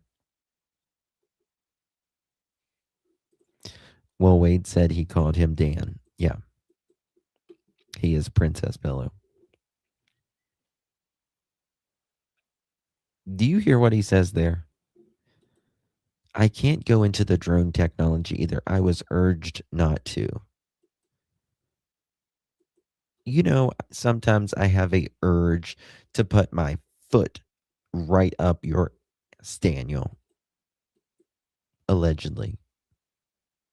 That's the urge that a lot of us, in my opinion, get. Yeah, Officer Doofy. Don't disturb me while I'm cleaning my room.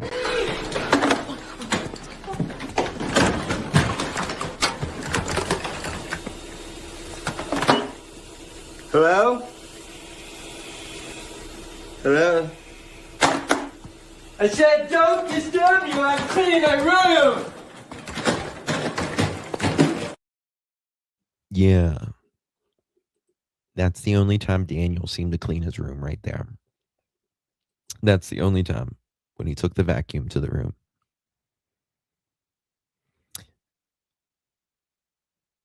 I know, Candy. I know. I tell the truth, but I can't comment on anything that will harm the investigation. Sherry, yeah, don't stare me. Probably the drone's recording the area with night vision, and he's just dumb, probably has some paranoia that the imaginary drones are following him and Janie. Well, I know Janie does. Yeah, crazy buck, exactly. Exactly.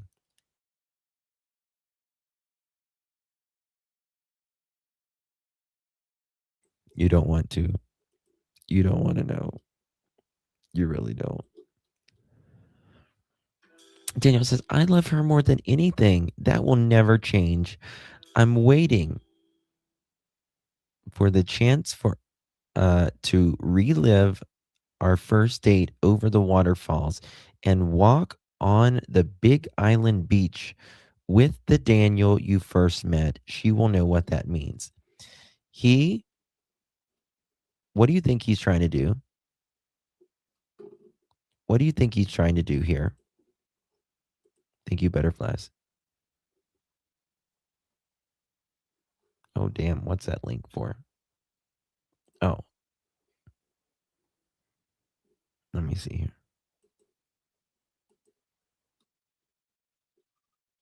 Yeah, that's funny. That's funny. Look at this.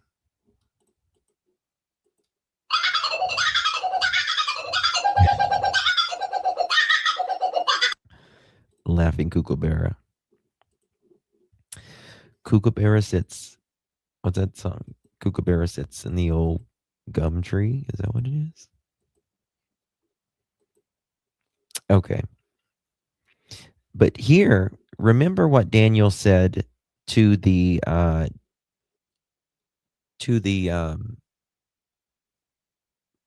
reporter right after Malaya vanished or left, not vanished. He said, Malaya's going to blame everything on me. And then he tries to get in contact with her and he wants someone to send her this message.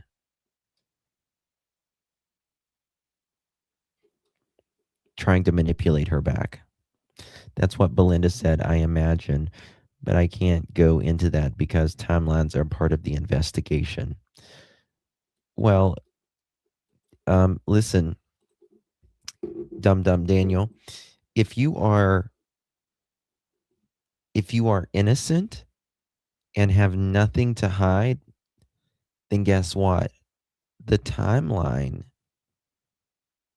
of Jack and Lily walking out really helps the case of you talking, right?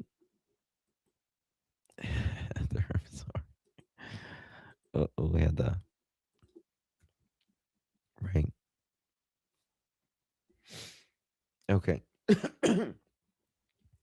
To add to the events taking place, I know I must battle Malaya in high profile court case for custody of Meadow.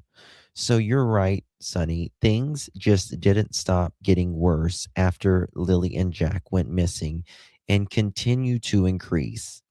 The main reason I decided to push forward with this is because, with the information I've received from investigators, the blanket information I've received tells me I need to accelerate the word, not because I have any involvement with the blanket,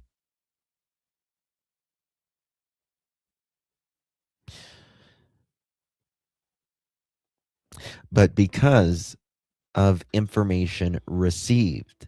The case lacks clarity when it comes to long form details. The small details it lacks, such as behind the scenes Amber Alert details or details on the fashionable exit Malaya made, or miscommunication of there being two pink blankets. I drove Lansdowne Road. Listen to this. I drove Lansdowne Road the morning of the disappearance. I never seen the blanket in the tree. I was on full alert. I've never even seen the exact location of the boot print on the pipeline. I've only seen pictures of it at briefings. I have every detail surrounding it, such as the exact boots they had on when they were purchased and examined for true accuracy assessment.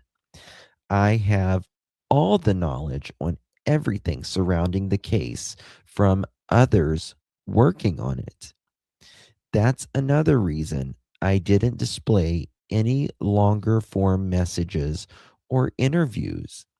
I worked on and gathered a more complete take on the disappearance. I'm sorry to say this, too, but it's been 3 long, hard months. If I don't know, if I don't know, one will. I don't know what that means. People will always target me, but I've given the most to the public on the disappearance. No one can take that away. No one remembers at the end of all the shorter interviews, I always said, if you have information, please come forward to the RCMP or local police detachment. I've done that many times. Well, that's what you're fucking supposed to do, Daniel. I know local news isn't targeted towards younger audiences, but Sonny, I truly tried to make a difference. I put so much out there and stress levels so high that yes, there is inconsistencies. There is bound to be. I'm not a robot. I'm a human. Kiss my ass, Daniel. Kiss it front, back, and to the side. You are so full of it. I can't even. You don't say inconsistencies. You say buffoonery, right? Right. An inconsistency, right, is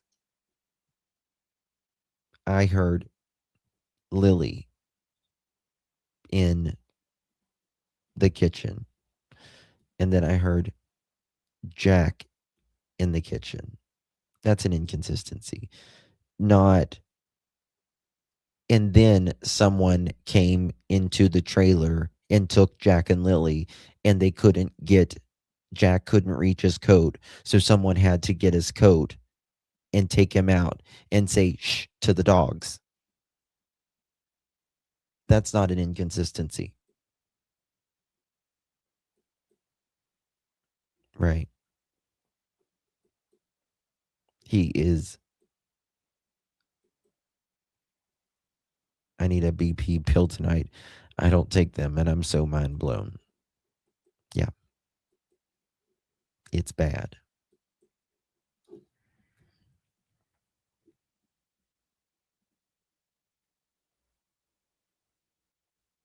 I can't even get into that one tonight. I can't even get into that one tonight. Those are from the ex-girlfriend. He is so full of shit. I just can't. I don't even know like where to start with this guy. Like, truly. Hold on 1 second. 1 second here. I want to play something. Exactly, Tina.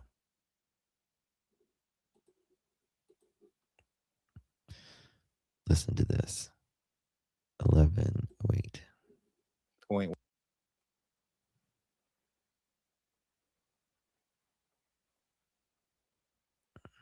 I was actually told by commander of operations. The guy's name is Josh.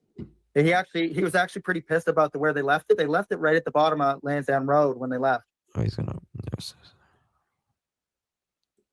The blanket in general. Well, let's rewind then. So there's been a lot of confusion that you had denied that the blanket in the tree was Lily's that ended up being Lily's.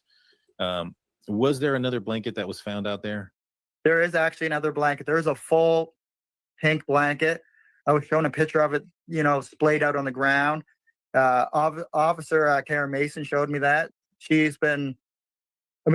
was involved in quite a bit of the, just back and forth stuff between the command center and me and Malaya and mom and, some of the people involved, and just trying to relay information, keep us up to date and stuff like that. And this pink blanket that they found, was it something that they found close to the house, or? I'm not sure the location where it was found. There was a pink blanket. There was a water bottle. There was a children's T-shirt, and there may have been a sock or socks too, showing me as well. But none of them belonged to Lily's, right? I mean, none of them were Lily's. None of them were Jack's. Do you know if all those items were found at the same place, or were they found? You see, he catches himself right there. I'm not sure where they were found. He catches himself right there. You see, none of them were Lily's, right? None of them were Lily's. None of them were Jack's. I was just told that, are any of these items Lily and Jack's? We found them during the search. Were they photographed together? No, they were not photographed. They were photographed individually. Okay, so most likely then they were not found together. Yeah. And around what time was this blanket, the full one that didn't belong to them? When was that one found? That was found, it would have been during the daytime. So, because I remember I was actually standing on the front deck when she brought her phone up to show me. So that would have been sometime during the day. So I'm saying between noon and 4 p.m. probably. So at 4 is when they found the pink blanket that was Lily's. That was a portion of the blanket, correct? Yeah. I'm not sure on the exact time on that either. It would be after 4 because the school bus goes up there around 4 o'clock. Gotcha. And because that school bus, it goes up and it actually goes up. Are you sure about that, Daniel? What time did our document say? I've got it here. What time he says. The RCMP found those blankets.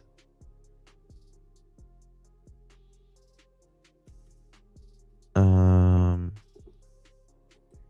can't remember. I'll have to look.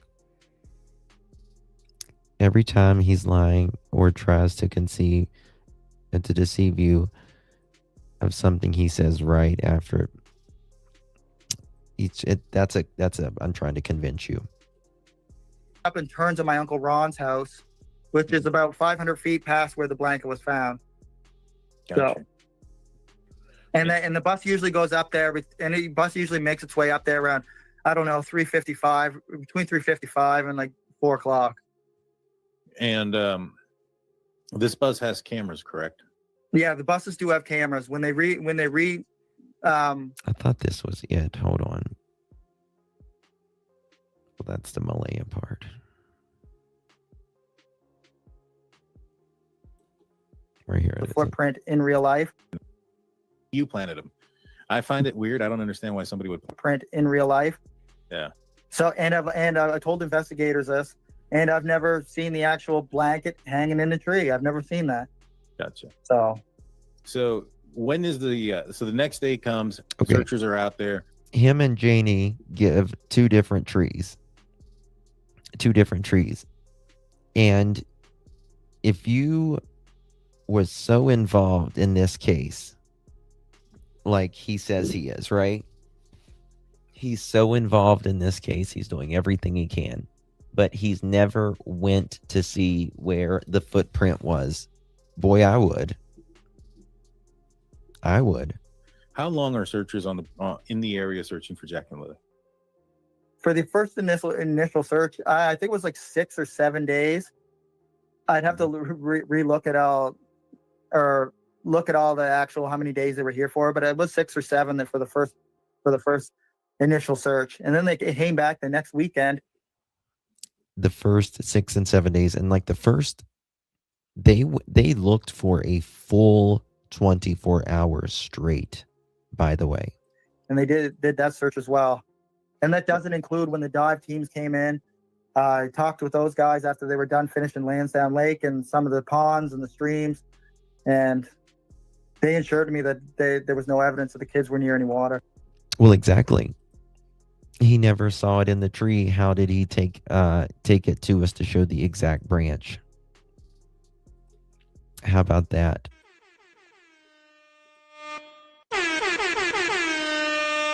Exactly.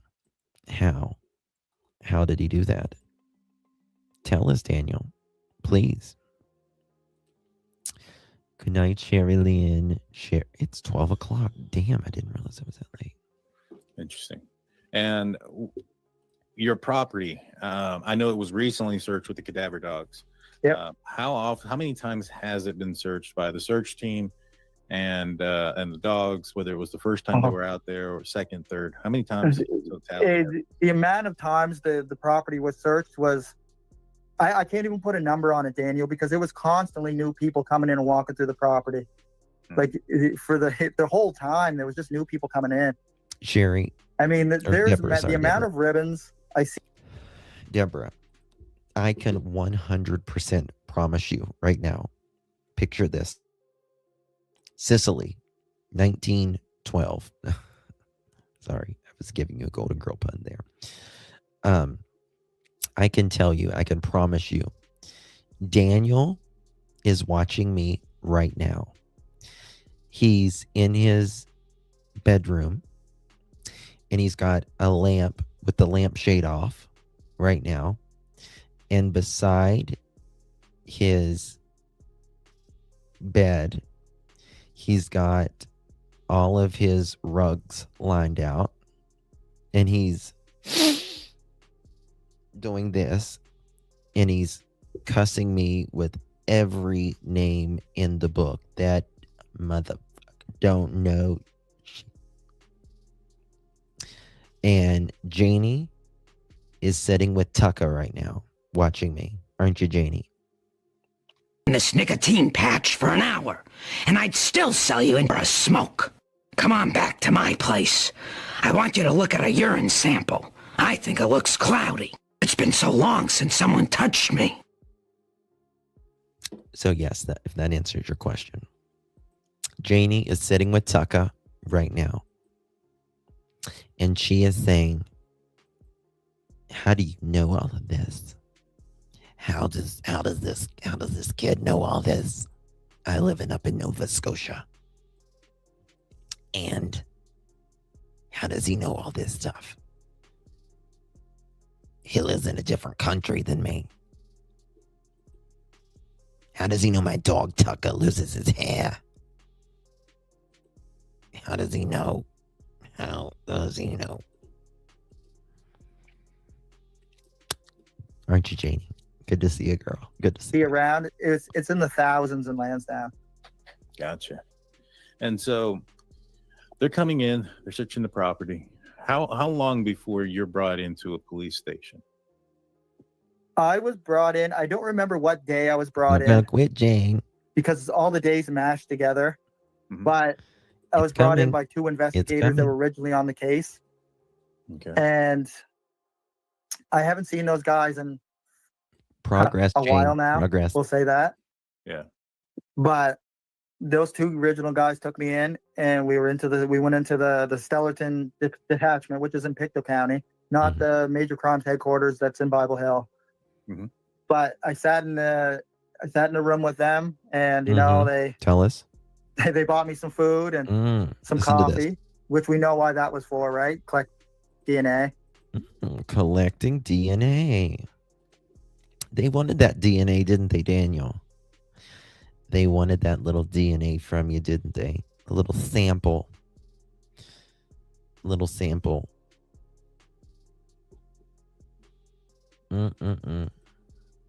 Yeah. And you know, they never had to ask me for any of that. I was willing to give them everything. Right. But yeah, we ran over the timeline the 2 days prior, and I drew them a map of everywhere I went during the search. And also we just talked about everything that led up to where I was that day, sitting down talking to them. And was this after that you and Malaya were no longer in communication? Yeah, this was after that, yeah. Okay. And so did you drive in there on your own? Did they pick you up? No, they actually whenever they needed me, they actually came and got me. Got you. Because they wanted to know for 100% that I was coming or not, or so they always came and got me. Like I was with them every day for the first he's quite a few days. Like I seen them every day. Remember, they did a 4-hour interview with Mr. Mattel. He showed him his notebooks. Yes, he did. Showed him so many notebooks. I think it's coming. I think Malaya thinks that she's probably going to get out with it scot-free, but no. Yeah, BFFs with the RCMP. That wasn't my first interrogation, though. I wasn't sitting in the Stellarton dispatch. Was it? Or Stellarton department. That was my very first actual audio recording with them. Was the second day of the search before Malaya left. I actually. Oh, and guess what? That's the day Major Crimes came in, Daniel. Isn't it? That's the day Major Crimes came in. I honestly don't care if she gets off scot-free. I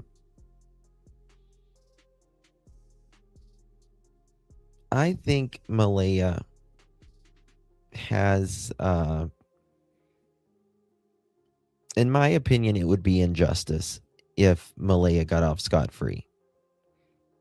Again, I believe, in my opinion, that Daniel is, I believe Jack and Lily would not be missing and would not have been neglected and abused if she wasn't with Daniel. But being scared, if you will, and lying to investigators when you clearly know, in my opinion, what happened to the children, and there went my battery, clearly allowed it for so long, it's just not enough. There has to be some culpability with her, in my opinion. We sat in with major crimes officers and we recorded everything that I did and everything I knew of so far up there. I mean, up until they were talking to me. And so we actually, during the interrogation at the Station Dispatch, we actually went over a lot of the stuff we already did, just so they could cross-reference, right? I don't think she did How an long were you out interview. there I for think at that the, was dispatch? I think that was a rumor. I don't think she actually did an interview. Could be wrong, but I don't think she did. What was that? How long did that interview take? Was it a couple of hours? The original one, sitting in the major crimes van with them, that was about 45 minutes to an hour. And then, but the actual interrogation, if you want to call it, at the Station Dispatch, that one was almost 4 hours. Jeez, that's extensive. And now, I don't think RCMP is being as friendly to Daniel as they once was. Thank you, Wendy. so you walk in there, they're asking you some questions for 4 hours. Do they ever get accusatory? No, not at all. I was completely cooperative with them. And Doesn't matter if you're completely cooperative. You can cooperate and still be a liar. I said, like, yeah, we're going to come and get your phone in a few days. Do you want to sign a waiver? And I said, no, I don't even need to sign a waiver. And I threw in my phone. So, So when did they pick up your phone? Was it that day? No, it wasn't that day. It was actually a few days after. Now, tomorrow, And how long did they have your phone? we're going to get into part 2 of Daniel and Malaya's phone, because tonight we talked about the information and stuff that they collected, but it doesn't necessarily matter if your phone is home, and how Daniel says he keeps his location and stuff on at all times, but he didn't take his phone when he was searching for Jack and Lily the first day, but he did the second day. And some very interesting stuff. We're going to get into that tomorrow. They had my phone for about a week, and they actually gave me a loaner phone to use. Well, the documents doesn't say a week. The document says that they had his phone for a couple days. They had my phone, and then they brought my phone back, and they realized my little SIM card holder wasn't inside the phone. So they said, oh, I guess we're going to have to go back and get that from the tech guys. So I used the phone for an extra few days while they retrieved my little SIM card holder. Interesting. And Yeah, so they had your phone? I don't know if that was all planned or not, Daniel. Well, I'm sure they were listening. Why would that be planned? Why would that be planned? They would just keep your phone. You sound a little paranoid. Into the things you were saying on that phone they've let you borrow. Yeah. Well, they were free to listen, Daniel. Nothing was going on. And so you get your phone back. I mean, I'm understanding that they went through your text messages, your bank accounts, your locations. Uh-huh. What else were they able to access from your phone? Oh, they got access to everything, Daniel. Yeah. I mean, they probably looked. I mean, they had it for over a week, so they could have just looked through everything. Yeah, the SIM card did holder. they have any questions referencing what they looked through with the phone after they gave it back? No, they didn't. I didn't question. The SIM card holder is that it's like a little tray that hold your SIM card. And them on it, and they didn't question me. They said, here's your phone back. Everything's good. And how long was it between the time that they gave you your phone back and the time that you took the polygraph test? I may have taken the polygraph exam when they had my phone. Oh, okay. I don't quite remember that. It's hard for me to remember all because usually I'm not. That's funny. I'm not pulling up date to date, right? So Right. So with that, I know you said relation about the kids being actually clear that up. I cleared it up many times online, but there's still people that seem to have misconceptions on that behavior, especially at school. They did come to the house, and that was about misconceptions on that. Okay. So CPS actually did come to the house, and that was about Jack and Lily's behavior, especially at school. Yes, a preschooler, yes, CPS is going to come to your home because of a preschooler and a kindergartner's behavior. Oh, Daniel, you are so dumb.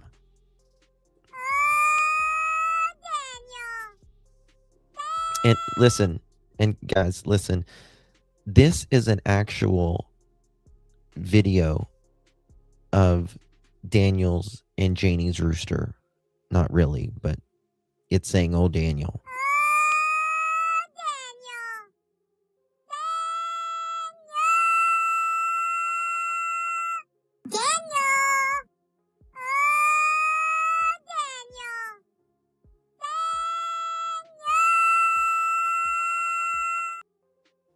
Yes, that's Daniel and Janie's rooster outside there, that they're just waiting for it to lay an egg.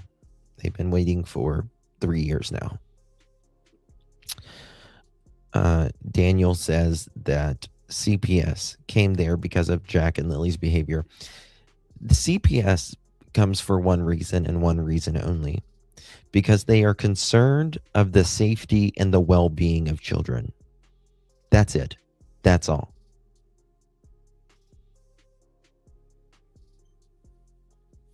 Why was the card taken out? Because they were looking on his phone. And then they were about to be diagnosed with, or be sent for the diagnosis of autism. The school wanted that, and me and Malaya wanted that as well. The main reason why CPS came out is to, give us phone numbers and give us some instruction and who could we go to. No, watch him. He's not making eye contact right there as well. They're not there to give you instruction or anything. They don't need to give you instruction only if you are potentially doing something wrong. Number one, it is for the parents. That is what, or the caregiver, that is what CPS is there for. It has nothing to do with diagnosing them or getting them diagnosed with autism or anything like that. It has to do, and we know this because staff members have spoken out, that they were not coming to school with coats, that they got them coats at school, and that they were coming to school with bruises, and they also missed 40 some days of school. To learn more about dealing with their behaviors. So it had nothing Your to do with behavior, a black Daniel. eye? It's your behavior. No. What's the story behind the black eyes? Because I think it's been something a lot of people have been asking about, that there's a multiple black eyes. What would you want to clear up about that? I mean, the black eyes, it definitely was not from me. Daniel would come out and say that first. Except he's being charged right now with abuse of a domestic situation. Except that, right, Daniel? And all of your exes say that you were very abusive. Come out, because I know the world thinks that, and yeah, we do. That's absolutely heartbreaking for me to be accused of that stuff. No, it's heartbreaking for Jack and Lily. Screw you. Because as you can see, and even in the court documents, Malaya refers to as Daniel was an involved parent. Yeah, and you said you were the one that disciplined them and they would only listen to you. Wonder why? Wonder why, Daniel?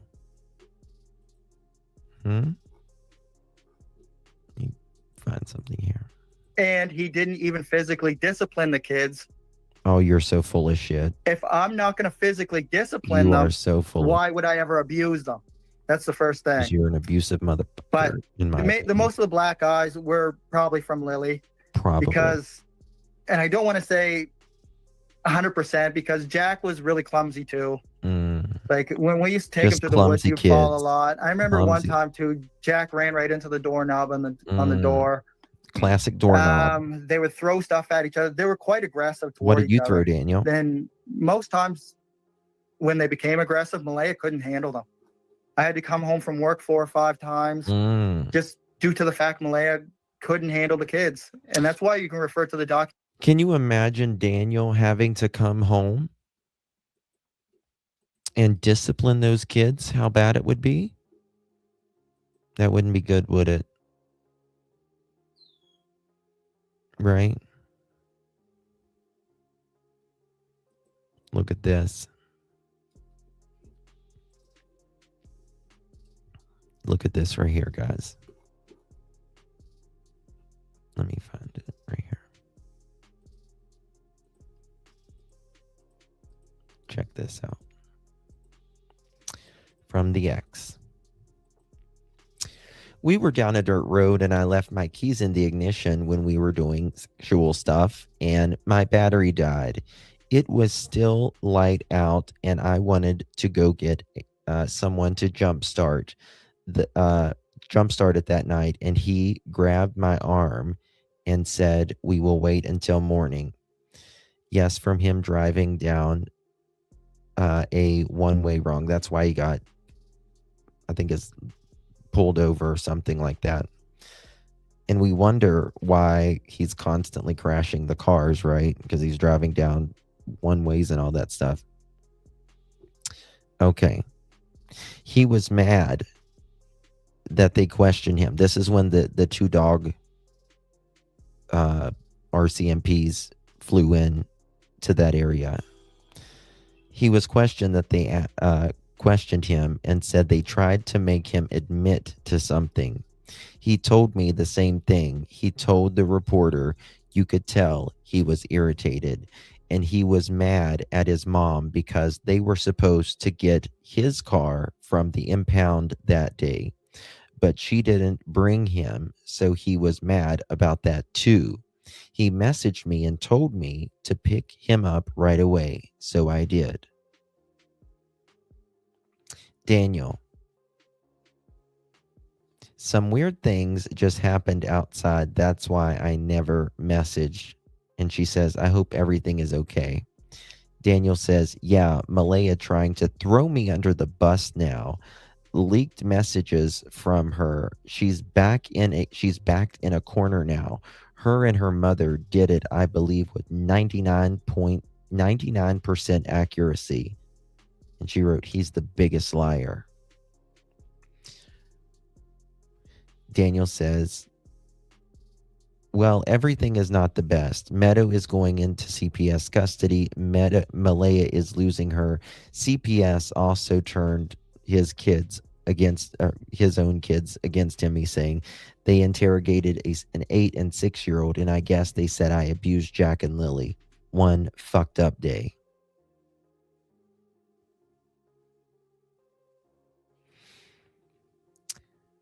No problem. People should know the real Daniel Martel. He's insane, and I seriously think he's a psychopath. Even he said he thinks he could be a psychopath before.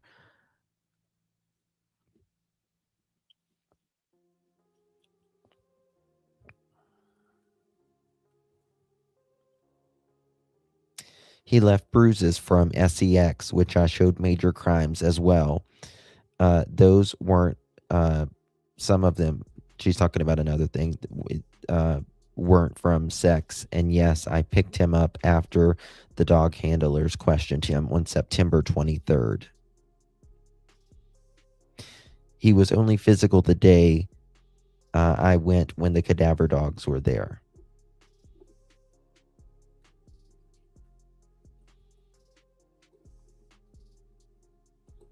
He grabbed her. Yep. Major Crimes certainly did speak to all the X's and all that. Oh, they are real bruises. They absolutely are. And Major Crimes knows it all. Major Crimes knows it all.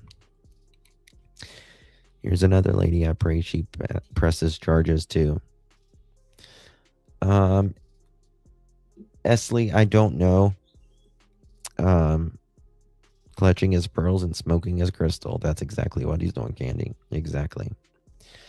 All right, guys. I'm at 2 hours and 30 minutes. My camera battery died. So I'm going to end it here. We have a lot to cover again tomorrow. Thank you all so much for joining me. I do appreciate each and every single one of you. You all are truly amazing people, and I appreciate you. I will see you guys tomorrow. It's almost 1 o'clock. I can't believe that's crazy. Love you guys. God bless. Good night.